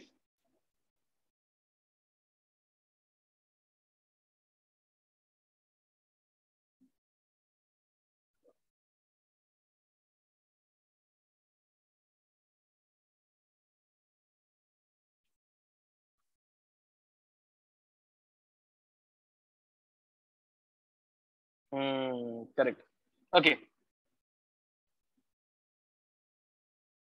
इनफाइनाइटली डाइल्यूट सॉल्यूशन बोलो, या फिर हम लोगों ने zero order pseudo first order reaction ली थी गाइस, याद है, जिसमें हम लोगों ने वेरी डाइल्यूट सॉल्यूशन ऐसे मान के चला था। तो तब वाटर का कॉन्सेंट्रेशन हम लोगों ने 1 लिया था, एक बार वापस जाके देख लेना। सूडो फर्स्ट ऑर्डर रिएक्शन अगर याद होगी तुम लोगों को, वहां पे हम लोग वाटर का कॉन्सेंट्रेशन 1 लेके चलते हैं, बिकॉज वो बहुत डाइल्यूट सोल्यूशन हो जाता है। तो हम लोग water was in excess, correct बोल रहे हो। तो गाइज ऐसे एग्जाम्पल्स हम लोगों ने पहले भी देखे हैं, बट ये पहले ऑफिशियली लिख के दिया नहीं था, अब इस चैप्टर में हम लोगों ने लिख भी दिया। इन लोगों को पता होगा तो ये 11th का चैप्टर है जो हम लोगों का रह गया था अनफॉर्चुनेटली, नहीं तो पहले से ये हो जाता। अब guys next is types of equilibrium constant. Types of equilibrium constant. तो सबसे पहले आता है टाइप में केसी, ठीक है। तो गाइज केसी मतलब क्या? तो एक्टिविटी इन टर्म्स ऑफ, यहाँ पे हम लोग एक्टिविटी जो है वो लिखते हैं इन टर्म्स ऑफ कॉन्सेंट्रेशन। यहाँ पे एक्टिविटी जो है वो कॉन्सेंट्रेशन के टर्म्स में रहने वाली है। फॉर एग्जाम्पल अगर रिएक्शन दी है ए गिविंग मी बी, तो यहाँ पे केसी जो है वो हो जाएगा कॉन्सेंट्रेशन ऑफ बी, वो हो जाएगा concentration of B upon concentration of A. That's it, खत्म, इतना ही है, कोई शक? अब गाइस सेकंड जो है वो रहता है केपी। केपी में activity is expressed, activity is expressed in terms of, in terms of pressure.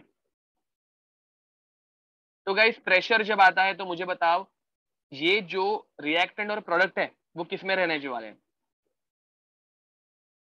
Activity active mass दोनों सेम है। तो गाइस मुझे बताओ यहाँ पे हम लोग क्या लिखेंगे, ये गैस में रहने चाहिए, करेक्ट। तो गाइस यहाँ पे रिएक्शन का इक्विलिब्रियम कांस्टेंट लिखा जाता है केपी के टर्म्स में, प्रेशर लिखा है मैंने वापस इसको पार्शियल प्रेशर करना, पार्शियल प्रेशर, पार्शियल मतलब पता है ना, दो मिक्सचर है, तो दो मिक्सचर में इसका मतलब बी का प्रेशर कितना है या फिर ए का प्रेशर कितना है, ठीक है। तो गाइस यहाँ पे हम लोग लिखेंगे partial pressure of B upon partial pressure of A, कोई शक। अब third, third is K X, ठीक है। अब के एक्स मतलब क्या है, तो एक्टिव एक्टिविटी या फिर एक्टिव मास, ठीक है, is expressed in terms of, is expressed in terms of, मुझे बताओ एक्स आई, सॉरी के एक्स क्या रहेगा इन टर्म्स ऑफ, एक्स मतलब मोल फ्रैक्शन, ठीक है। तो यहाँ पे मोल फ्रैक्शन के टर्म्स में आने वाला है। अब गाइस मोल फ्रैक्शन वाला आज तक कभी पूछा गया नहीं है, इसके ऊपर मैं कोई भी क्वेश्चन लेने वाला नहीं हूँ, ठीक है।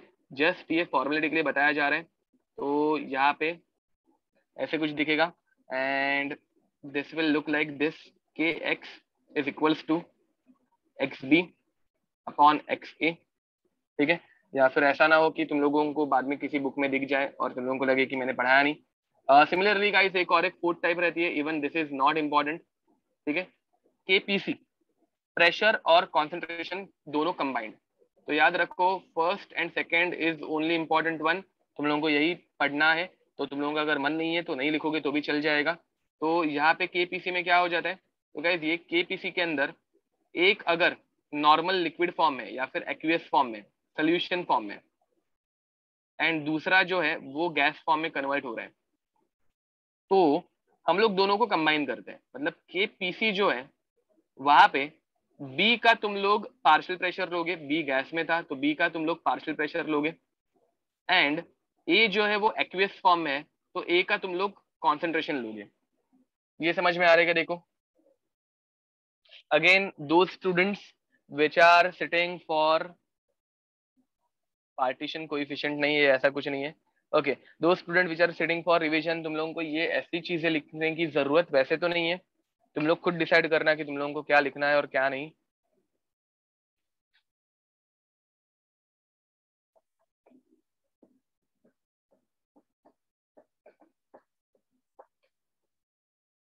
ओके तो चलो गाइस कुछ रिएक्शन स्टार्ट करें।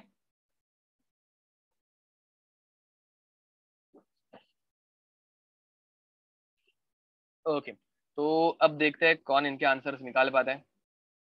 Let's see.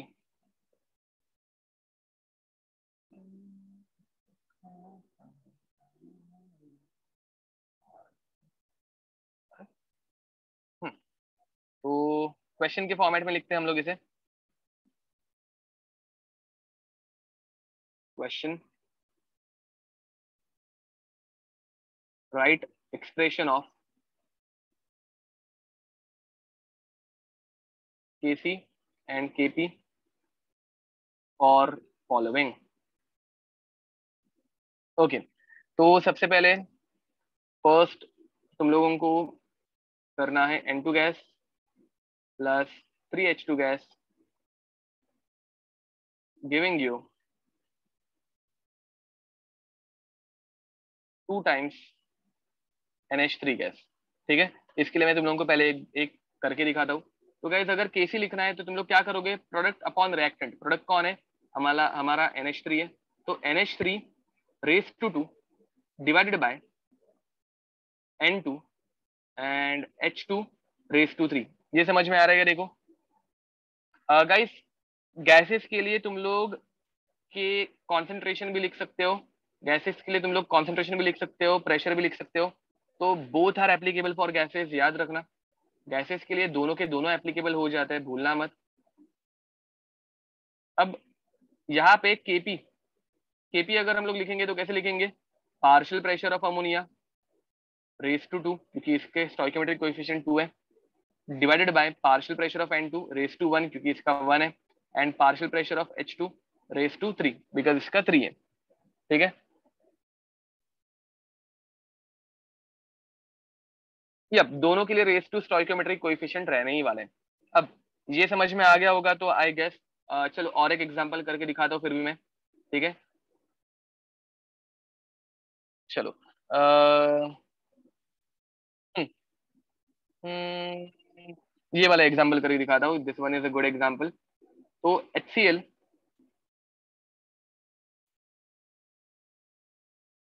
Gas giving us HCl aqueous. अब याद रखो HCl एक्वियस जो रहता है that is nothing but H plus aqueous plus Cl minus aqueous. ठीक है। अब पहले इसका अगर हम लोग केसी लिखेंगे, क्या लिखेंगे अगर गाइस हम लोग इसका केसी अगर लिखने जाएंगे, तो what we will write H plus का कॉन्सेंट्रेशन अपॉन Cl माइनस का कॉन्सेंट्रेशन डिवाइडेड बाय HCl का कॉन्सेंट्रेशन। गैस के लिए कॉन्सेंट्रेशन भी लिख सकते हैं, याद रखो गैस के लिए हम लोग कॉन्सेंट्रेशन भी लिख सकते हैं। बट अगर मैं केपी लिखने जाऊं, मुझे बताओ एक्वियस सोल्यूशन का प्रेशर रहता है क्या? एक्वियस चीज प्रेशर अप्लाई कर सकती है क्या? एक्वियस चीज प्रेशर अप्लाई कर सकती है क्या? नहीं। तो यहाँ पे ऊपर की तरफ कुछ भी नहीं रहेगा, पर यहाँ पे ऊपर की तरफ रहेगा 1, ठीक है, divided by partial pressure of HCl which is the total pressure of HCl। ये हजम हुआ क्या? देखो तो तुझे करेक्ट आंसर था। ये समझ में आ रहा है तुम लोगों को कि केपी के टाइम पे अगर गैस में कोई चीज नहीं है तो तुम लोग यहाँ पे 1 लिखोगे। ओके, तो अभी इसके बाद वाली सारी चीजें तुम लोग खुद से सॉल्व कर पाओगे। अभी मैं कुछ एग्जांपल्स दे रहा हूँ, ये लिख दो। चलो, तो नेक्स्ट इज थर्ड। ऐसा क्यों? बिकॉज हम लोगों ने ये रूल्स बना के रखे हैं, मतलब यही हम लोग फॉलो करते हैं। एक्वियस का प्रेशर हम लोग 1 मान के चलेंगे कि वो 1 एटमॉस्फेयर के प्रेशर पे ही एग्जर्ट हो रहा है ऐसे। अब नेक्स्ट इज N2O4 गैस, ये गैस फॉर्म में रहता है याद रखना, giving you 2NO2 gas. Fourth 2SO2 plus O2, सारे के सारे गैसेस है, ये हम लोगों की कॉन्टैक्ट प्रोसेस की रिएक्शन है, गिव्स अस 2SO3 गैस। लिखते जाओ, चलो ये फटफट सॉल्व करो। Fifth CaCO3 solid giving us CaO solid plus CO2 gas. Sixth PCl5 gas giving us PCl3 gas plus Cl2 gas. अब बोलना मत इसमें कि कोई भी रिएक्शन तुम लोगों को पता नहीं है या फिर तुम्हारे सर ने तुम लोगों को पढ़ाई नहीं थी। Next is I2 aqueous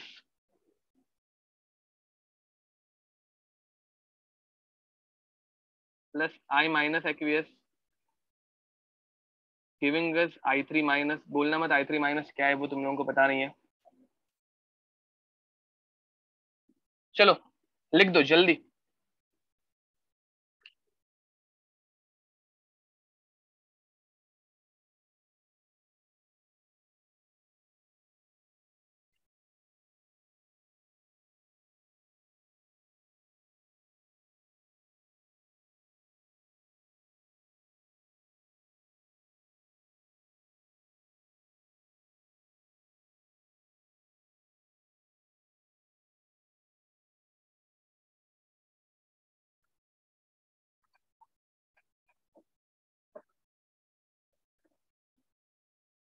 okay nice. Guys ये तुम लोगों को लिख के बताने की जरूरत है या तुम लोग ये खुद से लिख सकते हो? Pranav all answers are correct, very nice.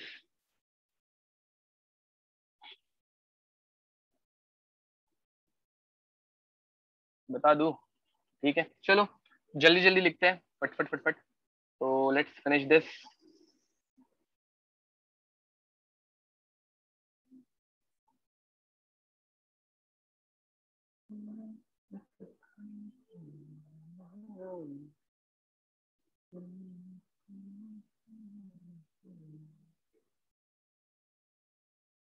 जिधर भी डाउट होगा, एक्सप्लेनेशन चाहिए बता देना, एक्सप्लेनेशन मिल जाएगा। अगर समझ में आया है तो लिखते जाना,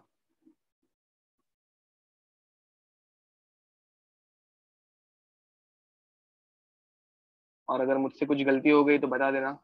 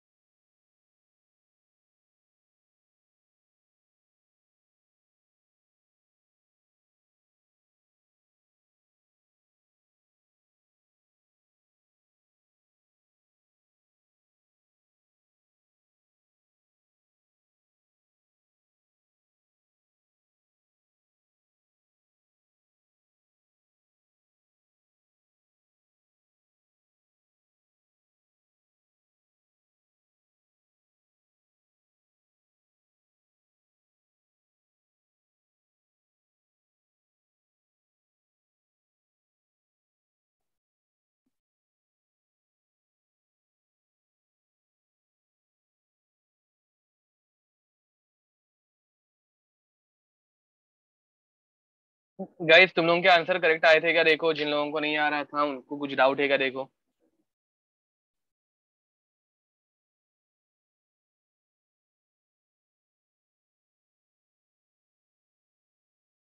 केपी वन बोलना गलत हो जाएगा, मतलब इस केस में वन बोलना गलत हो जाएगा, बिकॉज यहाँ पे कोई गैस है ही नहीं, तो इसलिए नॉट एप्लीकेबल। जब गैस रहती ही नहीं है तो हम लोग नॉट एप्लीकेबल, मतलब ऐसा क्वेश्चन आएगा नहीं तुम लोगों को कि इसका केपी फाइंड आउट करो। ठीक है, ऐसा क्वेश्चन ही नहीं आएगा तुम लोगों को कि इसका केपी फाइंड आउट करो, because this is not applicable in this case. ये तो मैंने डाल दिया था। ओके, तो हो गया। और दो रिएक्शंस, ठीक है, और दो रिएक्शंस दे रहा हूं मैं तुम लोगों को। इनके ऊपर ही क्वेश्चन आते हैं, इनके बाहर से क्वेश्चंस नहीं आते यूजुअली। ठीक है, तो next is ammonium hydrogen sulphide solid giving you ammonia gas plus H2S gas, and ninth one is NH2 COO NH4 ammonium carbamate बोलते हैं इसको, तुम लोगों को पता होगा। अमोनियम कार्बामेट नाम चाहिए तो लिख दो।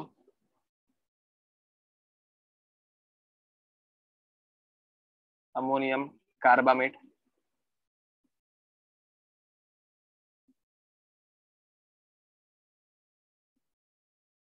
Giving you 2NH3 plus 2NH3 gas plus CO2 gas. ठीक है, ammonium carbamate is present in solid form. Okay, चलो complete this. Okay, this one is seventh and eight, ठीक है, डजंट मैटर, नंबर में ऊपर ऊपर नीचे जम्बलिंग हो गई होगी थोड़ी बहुत। Can I explain fifth one again? Yes definitely I can. Guys यहाँ पे देखो, तुम लोगों को अगर दिख रहा होगा तो this is in solid form, this is in solid form, तो तुम लोग अगर कॉन्सेंट्रेशन ऑफ CaO लिखोगे divided by concentration of CaCO3 लिखोगे, तो मैंने ऊपर ही तुम लोगों को लिख के दिया था, सॉलिड के लिए इनकी वैल्यू वन हो जाती है। ये वन हो जाता है और ये भी वन हो जाता है, तो दोनों वन हो गए, तो क्या बच गया? सिर्फ CO2 तो बच गया। चाहिए तो ये ऐसे लिख देना, दोनों की वैल्यू वन हो गई है, इसलिए हम लोगों ने उसे लिखा नहीं है। ठीक है, ओके, ऋतुजा करेक्ट आंसर है। तो चलो आगे बढ़ते हैं। Now guys, Kc is equals to NH3 into H2S. Kp is equals to partial pressure of NH3 into partial pressure of H2S. देखो, एंड यहाँ पे कैसे होगा? सेम होगा। Kc is equals to concentration of NH3 the whole square and concentration of CO2. Kp is equals to partial pressure of NH3 the whole square partial pressure of CO2. देखो, कुछ doubt होगा तो पूछो। Okay, next is unit of Kc and Kp। उसके पहले relationship देख लेते हैं उनके बीच का।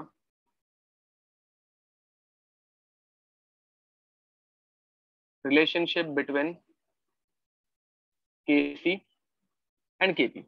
ठीक है, Kc और Kp के बीच का रिलेशनशिप। गाइस मुझे बताओ, अगर मेरे पास ऐसे कोई एक रिएक्शन है, अगर मेरे पास कोई एक रिएक्शन है, A moles of A gas, gas ऐसे अज्यूम करेंगे क्योंकि दोनों एप्लीकेबल होने चाहिए, B moles of B giving me C moles of C plus D moles of D। अगर ऐसा कुछ है तो हम लोग इसके लिए Kc कैसे लिखेंगे? कैसे लिखेंगे Kc?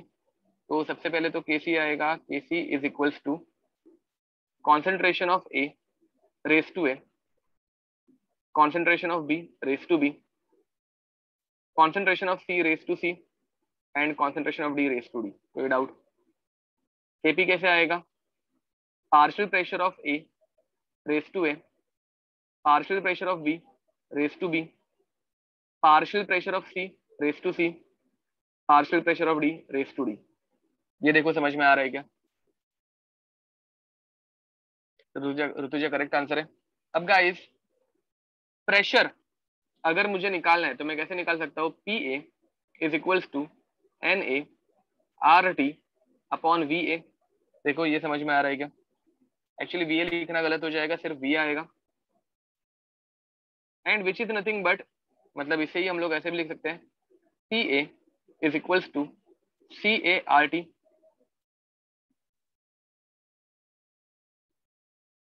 अरे मैंने उल्टा लिखा है, हाँ मैंने उल्टा लिखा है। ये आज क्या हो रहा है मुझे, आज ही नहीं मतलब आजकल। Okay, I don't know how उल्टा लिख दिया है। ओके चलो रेक्टिफाई करते हैं।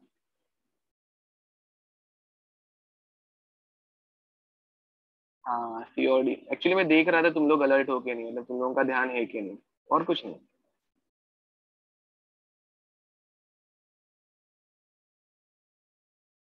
तो partial pressure of C raise to C, partial pressure of D raise to D. अरे वो इवनिंग वाले लेक्चर में कैसे सब जन एग्जॉस्टेड रहते हैं ना, वैसे बीच बीच में देखना पड़ता है मतलब।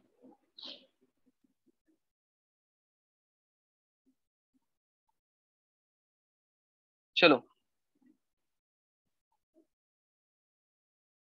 तो ये आजकल मैं बहुत बार अलर्टनेस चेक करने के लिए लग गया हूँ।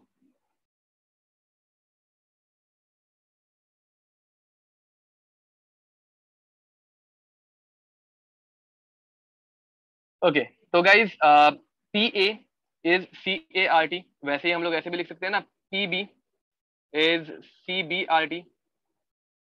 एंड हम लोग कॉन्सेंट्रेशन को कैसे लिखते हैं, concentration is nothing but A R T. Concentration को स्क्वायर ब्रैकेट में लिखा जाता है तो ए आर टी, इसको हम लोग ऐसे लिख सकते हैं, concentration of B R T. अब पी सी को कैसे लिख सकते हैं, concentration of C R T. And P D को कैसे लिख सकते हैं, तो concentration of D R T.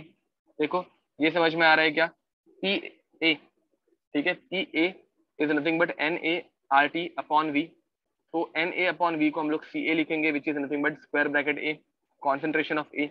अब ये सारी वैल्यूज पी ए की, पी बी की, पी सी की अगर हम लोग ऊपर वाले इक्वेशन में पुट करेंगे तो what I will get, K P is equals to, ये थोड़ा सा मैसी हो जाएगा, A R T raise to A, concentration of B, अरे परत वापस वही, T R T raise to C, concentration of D RT raised to D divided by concentration of A RT raised to A concentration of B RT raised to B। ये समझ में आ रहा है क्या? देखो अभी, अब गाइस अंदर उसे मल्टीप्लाई कर देते हैं, सी को अगर हम लोग अंदर की तरफ मल्टीप्लाई कर देंगे तो what I will gate, concentration of C raised to C concentration of D raised to D upon concentration of A raised to A concentration of B raised to B। अब आर टी के raise to में क्या बच गया, R T के raise to में सी plus D, देखो ये समझ में आया, डिवाइडेड बाय आर टी के रेस टू में ए प्लस बी। हम लोगों ने पावर्स को अंदर मल्टीप्लाई कर दिया। अब C raise to C into D raise to D upon A raise to A into D B raise to B, ये क्या बन जाता है, ये बन जाता है के सी।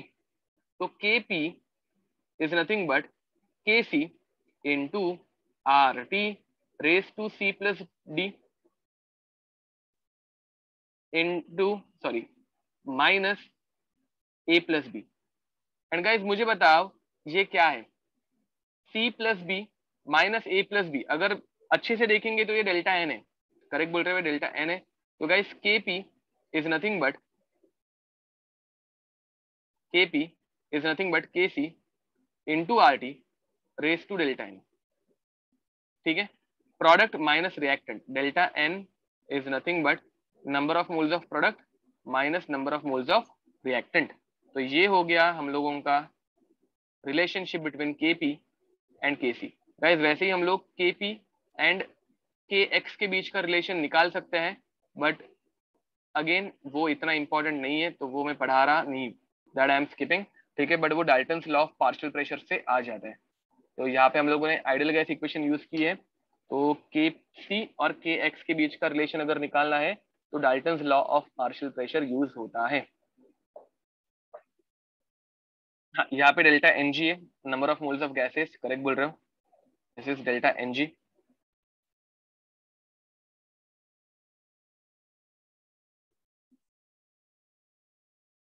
अलर्ट हो तुम लोग, अलर्ट हो, ध्यान है तुम लोगों का।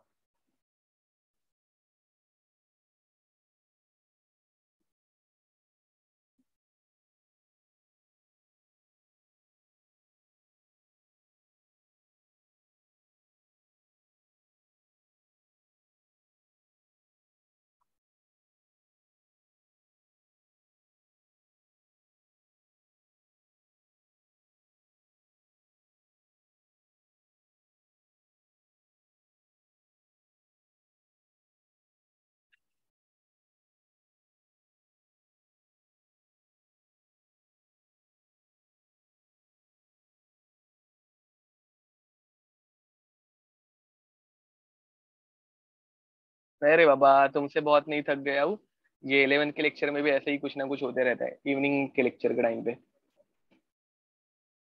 तुम लोग भी। ओके, तो चलो आगे बढ़ते हैं, तुम लोग सिर्फ थक मत जाओ, तो क्या पता बहुत टाइम से एक ही शक्ल देख रहे हो, तुम लोग ही थक जाओ। मॉर्निंग लेक्चर्स आर बेटर, या दे आर। ओके, तो गाइज अब इसके बाद जैसे हम लोगों ने बताया देखा था unit of K C and K P, unit देख ले रहे हैं। तो guys first of all these are unitless quantity.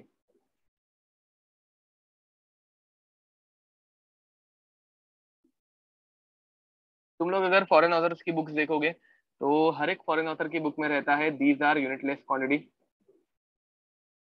Because ये कांस्टेंट है ना, ऊपर से ये रेशियो है, किसका रेशियो है, कॉन्सेंट्रेशन का ही रेशियो है, तो ये यूनिटलेस रहना चाहिए। बट पता नहीं इंडियन ऑथर्स ने इसका यूनिट ढूंढ के निकाला है। ठीक है, तो इसका यूनिट हम लोगों ने कैसे ढूंढ के निकाला है, तो सिंपल है, A moles of A giving us B moles of B. और हाँ, इसके ऊपर जेई में भी क्वेश्चन ऐसे टाइप के पूछे गए हैं, तो even I am confuse, usually JEE वाले ऐसे मिस्टेक्स नहीं करते हैं, तो मैं भी आज तक इसकी मिस्ट्री सॉल्व नहीं कर पाया हूँ कि इसका यूनिट कैसे आता है, मतलब आना नहीं चाहिए। ठीक है, कांस्टेंट है, आना नहीं चाहिए। हर एक बुक में तुम लोगों को दिखेगा this is a unitless quantity, अगर तुम लोग अच्छी कोई स्टैंडर्ड बुक्स देख रहे हो। बट जेई के एग्जाम्स में भी इसके बारे में पूछा गया है, इसके यूनिट्स को मेंशन किया गया है, तो विल स्टडी इट। ठीक है, तो चलो अब इसका यूनिट हम लोग कैसे निकालेंगे, सिंपल है, यूनिट निकालने के लिए केसी का अगर यूनिट निकाल रहे हो तो कैसे आएगा, केसी का फॉर्मूला क्या रहता है, A raise to A upon B raise to B. And हम लोगों को यूनिट चाहिए, तो यूनिट के लैंग्वेज में अगर कन्वर्ट करेंगे तो कॉन्सेंट्रेशन का यूनिट क्या रहता है guys, molarity, molarity raise to A, molarity raise to B, getting it. And guys ये हम लोगों को मिल जाएगा, फाइनली हम लोगों को मिल जाएगा molarity raise to A minus B. अरे फिर से उल्टा लिखा है,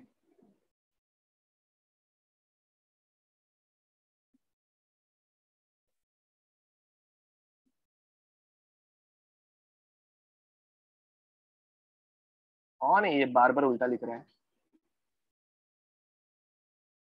तो guys you will get molarity raise to B minus A, ठीक है, प्रोडक्ट माइनस रिएक्टेंट। ठीक है, बस इतना ही। अब इससे ही हम लोग लिखते हैं मोलरिटी रेस टू, इसे ही हम लोग लिखते हैं molarity raise to delta N. ठीक है, एंड गाइस मोलरिटी का दूसरा एक फॉर्मूला रहता है, या फिर दूसरा एक यूनिट रहता है, मोलरिटी का दूसरा एक यूनिट क्या रहता है, मोल per litre, mole per litre raise to delta N. ठीक है, तो ये भी ऐसे ही रहने वाला है। अब गाइस इसमें अगर हम लोग केपी लिखने गए, अगर हम लोग केपी लिखने गए तो क्या होगा, partial pressure of B raise to B upon partial pressure of A raise to A, this one will become atmosphere, समझ लो ये एटमॉस्फेयर में हम लोग देख रहे हैं, एटमॉस्फेयर भी हो सकता है या फिर बार भी हो सकता है, दोनों एक साथ लिख देते हैं। Upon atmosphere or else bar raise to B and raise to A. इसको अगर हम लोग और सॉल्व सिंप्लीफाइड फॉर्म में लेके जाएंगे तो atmosphere or else bar raise to B minus A which will become atmosphere or bar raise to delta N G. अगर इस देखोगे ऊपर वाले में डेल्टा एन जी नहीं है, तो यहाँ पे डेल्टा एन है which is change in number of moles.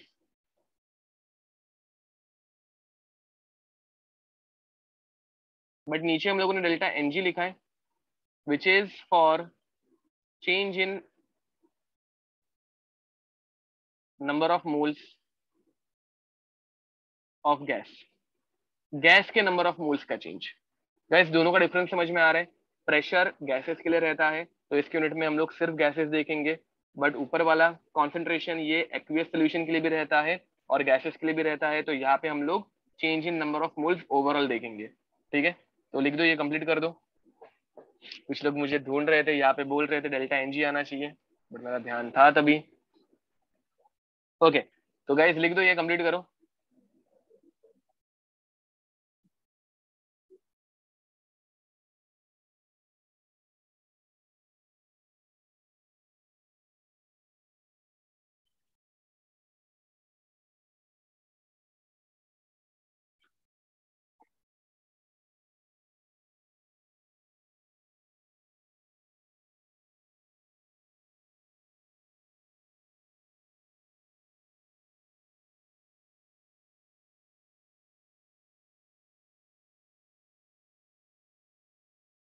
हाँ, एक्चुअली अगर ये देखेंगे तो यूनिट रहना चाहिए, बट ये एक कांस्टेंट प्रॉपर्टी है। तो यूजुअली मुझे बताओ, तुम लोगों ने कभी ये सुना है, मतलब ये देखा है, लॉग ऑफ कॉन्सेंट्रेशन हम लोग निकालते हैं बहुत बार, log of product upon reactant हम लोग निकालते हैं।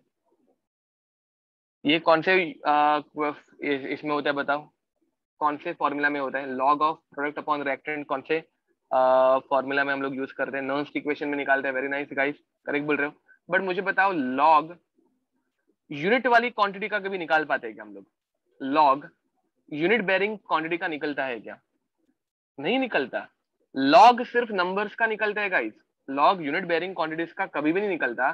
तो इस टाइम पे, मतलब ऐसे सिचुएशंस में हम लोग क्या करते हैं, ये जो क्वांटिटी है, मतलब समझो कि ये प्रोडक्ट, इसका यूनिट था मोल पर लीटर, तो इसको हम लोग 1 मोल पर लीटर से डिवाइड करते हैं। ये ऐसे कभी देखा है तुम लोगों ने, कैंसिलेशन ऑफ यूनिट? ये मेथड कभी तुम लोगों ने देखी है? मतलब ये usually, as I have said, foreign authors के बुक्स में, केमिस्ट्री के बुक्स में, तो फॉरेन ऑथर के बुक्स में ये दिखती है। ठीक है, तो हम लोग यूनिट्स कैंसिल आउट कर देते हैं। तो सिमिलरली इसके भी यूनिट्स जो है ना, वो कैंसिल आउट होने चाहिए। इसके भी यूनिट्स हम लोग खुद कैंसिल आउट कर देते हैं by dividing it by 1 mole per litre, या फिर दैट सेम यूनिट 1 एटमॉस्फेयर और इस बार। ठीक है, बट ऐसा हम लोग यहाँ पे नहीं करते, ऐसा हम लोग यहाँ पे नहीं करते, मतलब इस चैप्टर में ऐसा नहीं होता। इसी चैप्टर के लिए ये एक्सेप्शन है। तो इसी चैप्टर में हम लोग यूनिट कैंसिल आउट नहीं करते, इसलिए यूनिटलेस क्वांटिटी रहती है ये, बट इसका भी यूनिट हम लोग निकाल लेते हैं। वाई नहीं निकलना चाहिए, बट करते हैं लोग, अभी क्या कर सकते हैं, मतलब there is no other reason for it, मतलब करते हैं तो हम लोगों को भी फॉलो करना है। कुछ बुक्स में यूनिटलेस क्वांटिटी बोली रहती है, कुछ बुक्स में यूनिट मेंशन किया रहता है, तो मैंने तुम लोगों को दोनों चीजें बता दी है।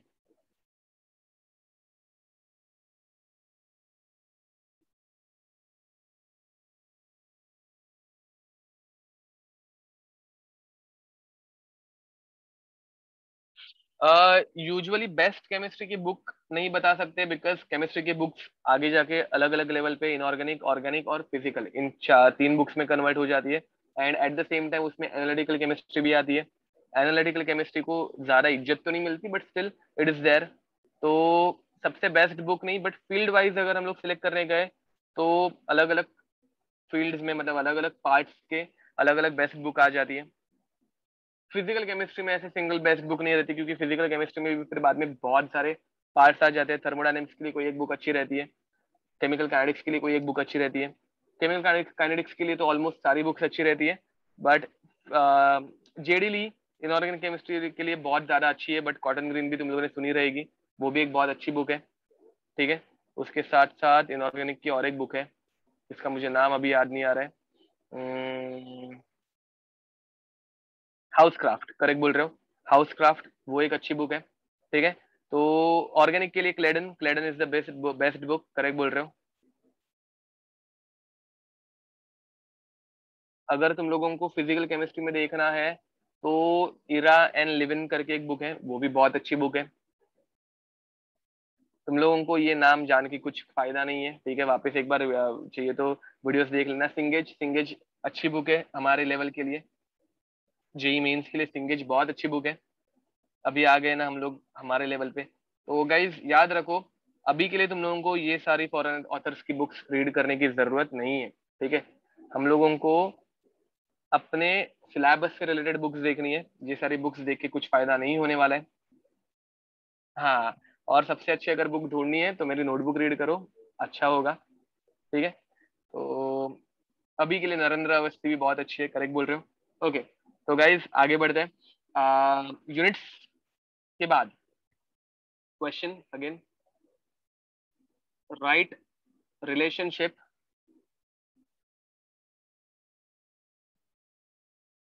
राइट रिलेशनशिप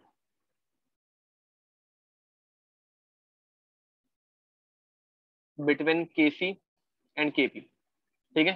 तो first reaction is NH4Cl solid giving you NH3 gas plus HCl gas. अब फर्स्ट रिएक्शन है तो ऑब्वियसली मैं तुम लोगों को रिलेशनशिप बताऊंगा। तो गैस कैसे आएगा, Kp is equals to Kc into RT raise to delta N, ये हम लोगों का फॉर्मूला है। तुम लोगों को डेल्टा एन निकालना है, नथिंग एल्स। तो gas delta N is number of moles of product minus number of moles of reactant. अब यहाँ पे हम लोग गैसेस के नंबर ऑफ मोल्स देखने वाले हैं, क्योंकि केपी के साथ रिलेशनशिप है। याद रखो केपी में number of moles of gases देखा जाता है। तो गाइस यहाँ पे हाँ डेल्टा एन जी वही, मैंने डेल्टा एन लिख रहा हूँ, बट अभी ये गाइस अंडरस्टैंडेबल है कि वो डेल्टा एन जी है, ठीक है।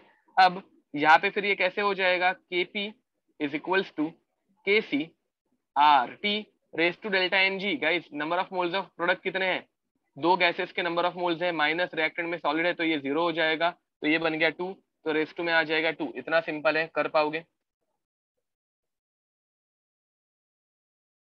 तो guys second reaction is 2SO3 gas giving you 2SO2 gas plus O2 gas.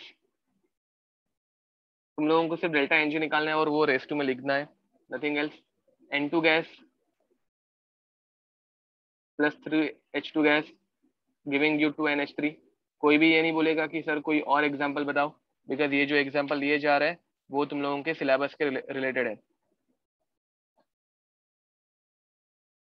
H2 liquid, मतलब एग्जाम में ये भी एक जरा अलग का ही है, इसके ऊपर ज्यादा क्वेश्चन, ज्यादा के एक भी क्वेश्चन पूछा नहीं गया, बट स्टिल है मेरे पास लिखा हुआ तो लिख देता है।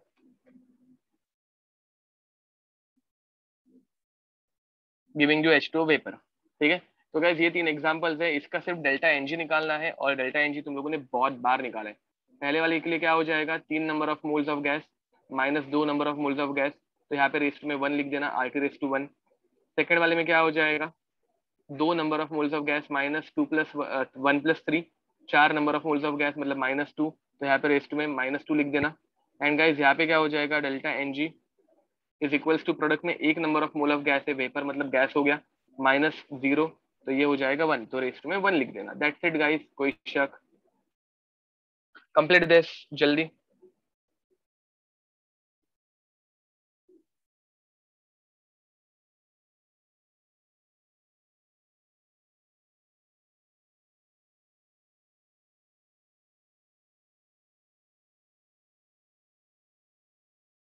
तो गाइज एक अच्छा क्वेश्चन जो तुम लोगों को अभी इजीली आ सकता है, बट एग्जाम में अगर आए तो तुम लोग डेफिनेटली कंफ्यूज हो सकते हो।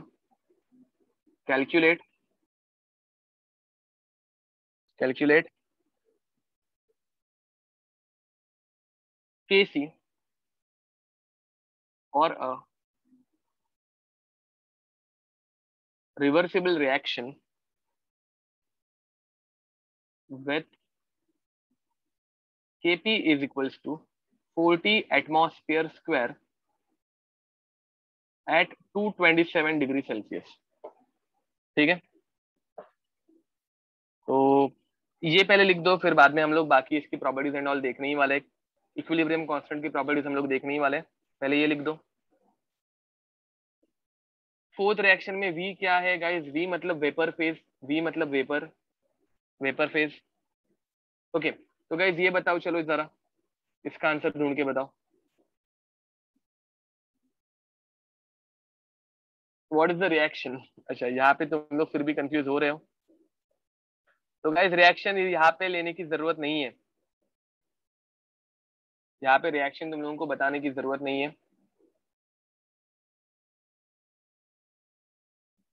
Very nice, Ajinkya correct answer है, ऋतुजा करेक्ट आंसर है, अक्षय करेक्ट आंसर है। अच्छा, प्रणव ने तो डायरेक्ट आंसर दे दिया है, एंड प्रणव करेक्ट आंसर है। तो गाइज यहाँ पे तुम लोगों को डेल्टा एन दिया नहीं है, अक्षत करेक्ट बोल रहे हो। तुम लोगों को रिएक्शन दी नहीं है तो डेल्टा एन कैसे निकाले, यही क्वेश्चन है ना। मतलब देखो, हम लोगों को रिलेशनशिप तो पता है, Kp is equals to Kc into R T raise to delta N G. तो इन करेक्ट बोल रहे हो, प्रणव करेक्ट बोल रहे हो। तो गाइज तुम लोगों को डेल्टा एन जी दिया ही नहीं है, तो वो कैसे निकाले? रिएक्शन नहीं है तो डेल्टा एन जी निकाल नहीं सकते, और हम लोगों को केसी निकालने बोला है, तो KC is nothing but Kp divided by R T raise to delta N G. But तुम लोगों को टेम्परेचर देके रखा है, टेम्परेचर कितना देके रखा है? 500 केल्विन। आर तुम लोगों को पता है कितना लेना रहता है, 1/12 ले लो या फिर 0.8 ले लो, 0.08। ठीक है, 0.0821 रहता है, हम लोग 0.08 लेके बात खत्म कर देते हैं। तो guys but delta N G नहीं दिया है, बट यूनिट का फॉर्मूला तो हम लोग ने डिराइव किया है ना। Unit for Kp is atmosphere or else bar raise to delta N G. तो गाइस तुम लोगों को इनडायरेक्टली डेल्टा एनजी दिया है, मैं क्या बोल रहा हूँ समझ में आ रहा है? ये क्वेश्चन बहुत अच्छा है, यहाँ पे तुम लोगों को इनडायरेक्ट डेल्टा एनजी मिला है विच इज 2। एंड अब जब हम लोग यहाँ पे वैल्यूज पुट करेंगे तो you will get Kc is equals to Kp which is 40 divided by RT. RT is 0.08 multiplied by 500 raised to 2। तो 40 डिवाइडेड बाय, इन दोनों का मल्टीप्लीकेशन अगर करोगे तो ये जीरो से ये जीरो मर गया, ये जीरो से ये जीरो मिल गया, मर गया। 8 गुणा 5 40 हो जाएंगे, तो 40 इंटू 40 यू विल गेट, ये कैंसल आउट हो गए, you will gate 1/40। And unit क्या बचेगा अभी गाइस? तो अभी केसी में कन्वर्ट हो गया, तो ये बच जाएगा mole square litre raise to -2। Unit कैसे आया अगर नहीं पता चल रहा है तो जरा वापस एक बार ऊपर जाके यूनिट देख लेना, विच इज 0.025। ओके गाइज याद रखो, यहाँ पे ये फॉर्मूला हम लोगों ने रीअरेंज, यहाँ तक ये सेकंड स्टेप तक किसी को कुछ डाउट है क्या? देखो सेकंड स्टेप तक किसी को डाउट है? सेकंड स्टेप तक किसी को कुछ डाउट है? नहीं। ओके, अब इसके बाद हम लोगों को केपी देके रखा है, केपी कितना दिया है? 40 एटमॉस्फेयर स्क्वायर। हम लोगों को आर की वैल्यू पता है, 0.08 लेते हैं, एटमॉस्फेयर है तो 0.08 आर की वैल्यू रहती है। टेम्परेचर 227 डिग्री सेल्सियस में 273 ऐड करोगे तो 500 केल्विन हो जाएगा। अब प्रॉब्लम कहाँ पे? डेल्टा एनजी दिया नहीं है, बट गाइस केपी के लिए यूनिट देख के अगर हम लोग देखेंगे तो केपी का यूनिट रहता है atmosphere raise to delta N G. तो यूनिट का डेल्टा एनजी लेना है, एंड एटमॉस्फेयर का स्क्वायर है, तो डेल्टा एनजी बन जाएगा 2। एंड बाद में मैंने सारी वैल्यूज पुट कर दी। Kp is 40, R is 0.08, T is 500 kelvin and delta N G is 2। सारी वैल्यूज पुट करने के बाद 5 इंटू 8 40, 40 का स्क्वायर मतलब 40 इंटू 40, तो 40 40 कैंसिल आउट हो गए, तो 1/40 आंसर बच गया, खत्म।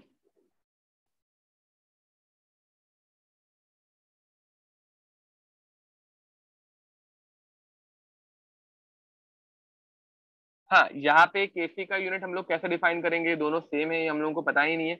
बट अगेन अभी के लिए एमसीक्यूज में तुम लोगों को नीचे ऑप्शंस रहते हैं, अगर यूनिटलेस रहेगा तो यूनिटलेस।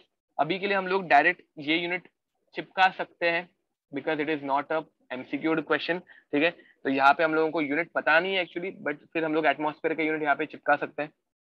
डेल्टा एन और डेल्टा एन जी मे और may not be equal, correct बोल रहे हो, ये करेक्ट है, दोनों डिफरेंट भी हो सकते हैं। ओके, तो गाइस आगे बढ़े, next question, next question, eight what temperature, eight what temperature, ये सब लॉजिकल क्वेश्चंस है।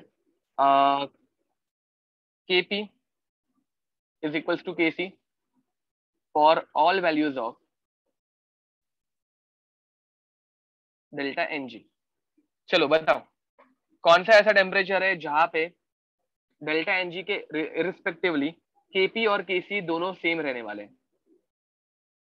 फॉर्मूला है Kp is equals to Kc into R T raise to delta N G. जो लोग बिना कुछ सोचे डायरेक्ट जीरो बोल रहे हैं, ये अगर जीरो हो गया तो Kc जीरो हो जाएगा, एंड फिर ये Kp is equal to zero, sorry Kp zero हो जाएगा बट Kc जीरो नहीं होगा। जो लोग जीरो बोल रहे हैं, Kp जीरो हो जाएगा but Kc can be 10 20 anything anything anything multiplied by, हाँ अरे किसने आंसर दिया ये, तो असीम करेक्ट आंसर है, यश करेक्ट आंसर है, अजिंक्य करेक्ट आंसर है। तो जैन आपने टाइपिंग मिस्टेक किया है गेस, बट आपका भी आंसर करेक्ट है गेस। अक्षत करेक्ट आंसर है।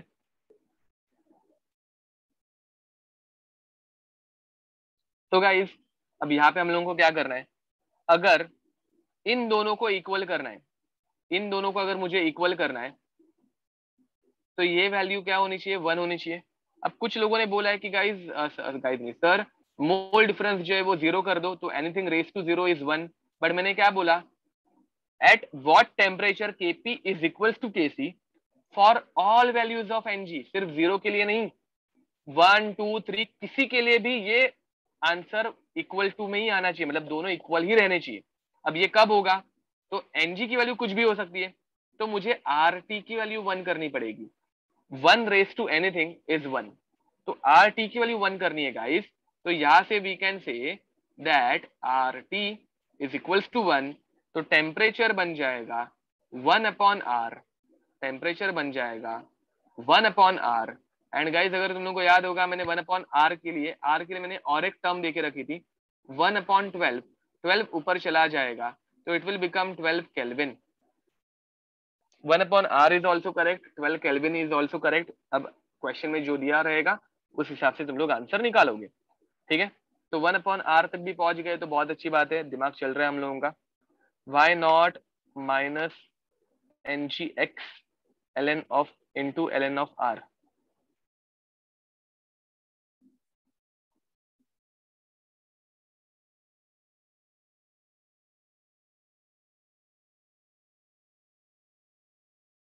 Minus Ng ln of r, उससे क्या होगा,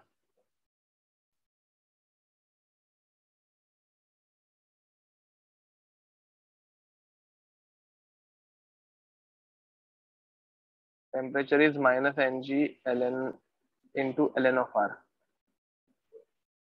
तो हाँ ओके, ओके ओके हाँ समझा समझा। तो उसकी वजह से वो कैंसिल आउट होगा। अक्षय करेक्ट बोल रहे हो, ठीक है आप करेक्ट हो, बट ओके आपका आंसर करेक्ट है। T can be minus Ng ln of r, ln नहीं लेना चाहिए आई गेस, लॉग लेना चाहिए जो कुछ होगा। तो ये करेक्ट है, लॉग होना चाहिए, ln नहीं होना चाहिए, यू आर करेक्ट।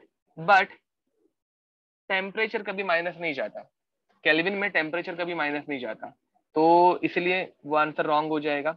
मतलब you mathematically you are correct, correct हो, बट टेम्परेचर कभी माइनस में नहीं जाता।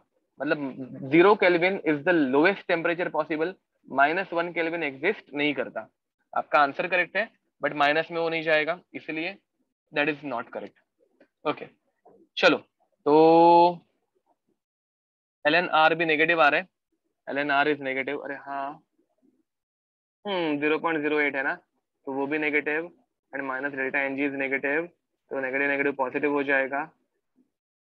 हाँ बट तभी फिर अलग अलग वैल्यूज आएंगी, नहीं लगता, delta N G L of R, तो डेल्टा एन जी के अकॉर्डिंगली अलग अलग वैल्यूज आएंगी, तो एक सिंगल टेम्परेचर नहीं मिलेगा। तो वहां पे मतलब फिर डेल्टा एनजी के अकॉर्डिंगली जो डेल्टा एनजी की वैल्यू है माइनस डेल्टा एनजी, उसके अकॉर्डिंगली अलग अलग टेम्परेचर आएंगे फिर, तो वो एक सिंगल टेम्परेचर नहीं रहेगा, वो तुम लोग अलग अलग वैल्यूज के अकॉर्डिंगली टेम्परेचर अलग अलग मैनिपुलेट करोगे, तो एक सिंगल टेम्परेचर नहीं रहेगा, वो वहां पे फिर डिफरेंट डिफरेंट टेम्परेचर आएंगे। हाउ दीज इक्वेशंस कम्स, मतलब तो अभी आपका क्वेश्चन नहीं मुझे समझा। Okay guys, any who, unnecessarily complicate करने के बदले ये सिंपल आंसर है। चलो तो आगे बढ़ते हैं। नेक्स्ट इज, हाँ, तो एक last characteristics of equilibrium constant, characteristics of equilibrium, equilibrium constant. Guys अभी याद रखो, पहले हम लोगों ने जो लिखा था वो सिर्फ इक्विलिब्रियम के बारे में था, बट अभी इक्विलिब्रियम कांस्टेंट के बारे में है, तो ये तुम लोगों को इसमें बहुत बार कंफ्यूज करते हैं वो लोग, ठीक है, इक्विलिब्रियम और इक्विलिब्रियम कांस्टेंट में वो बहुत बार कंफ्यूज करते हैं। तो first characteristics is equilibrium constant, equilibrium constant is defined is defined only when concentration of reactant, concentration of reactant and concentration of product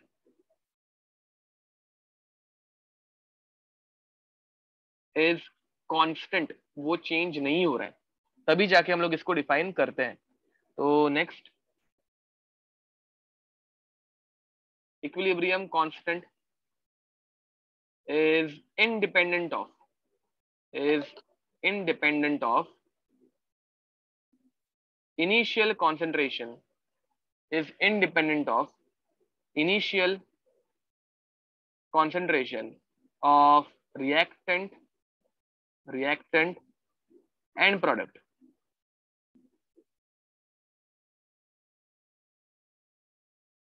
Point number 3, pressure, volume, concentration does not affect equilibrium constant, ठीक है। Fourth point, catalyst does not affect, catalyst does not affect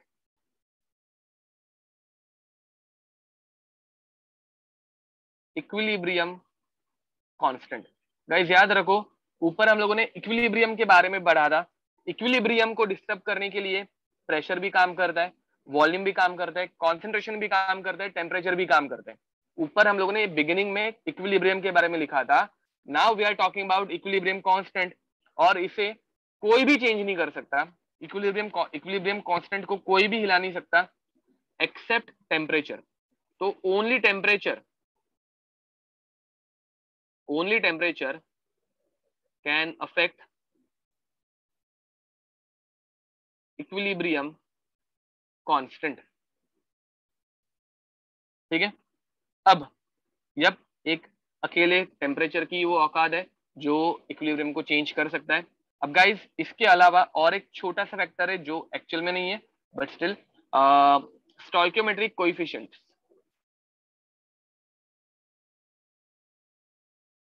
stoichiometric coefficients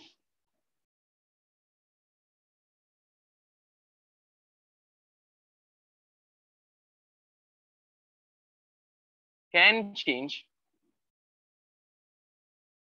value of equilibrium constant. I guess ये अक्षय का doubt था कि अगर हम लोग सारों को हाफ से मल्टीप्लाई कर देंगे तो इक्विलिब्रियम कांस्टेंट की वैल्यू चेंज होगी क्या, तो यस वो चेंज होती है, जो हम लोग नेक्स्ट लेक्चर में देखेंगे। अच्छा, अजिंक्य का डाउट था, तो अजिंक्य का डाउट था कि अगर सारे इक्वेशन को अगर हम लोग हाफ से मल्टीप्लाई कर रहे हैं तो उसकी वैल्यू चेंज होगी क्या, तो वो चेंज होती है, ये 6 पॉइंट में हम लोगों ने लिखा है, बट उसके ऑब्जर्वेशन मतलब उसका चेंज जो होता है वो हम लोग नेक्स्ट लेक्चर में देखेंगे, ठीक है। तो कैसे लिख दो, एंड बस इतना ही है, ठीक है। तो गाइज अब इनमें हम लोग टेम्परेचर का जो इफेक्ट है वो हम लोग नेक्स्ट लेक्चर में देखेंगे, एंड सिमिलरली स्टोइकियोमेट्रिक कोएफिशिएंट का इफेक्ट भी हम लोग नेक्स्ट लेक्चर में देखेंगे। Till then see you next time, bye bye and God bless you. चलो गाइज।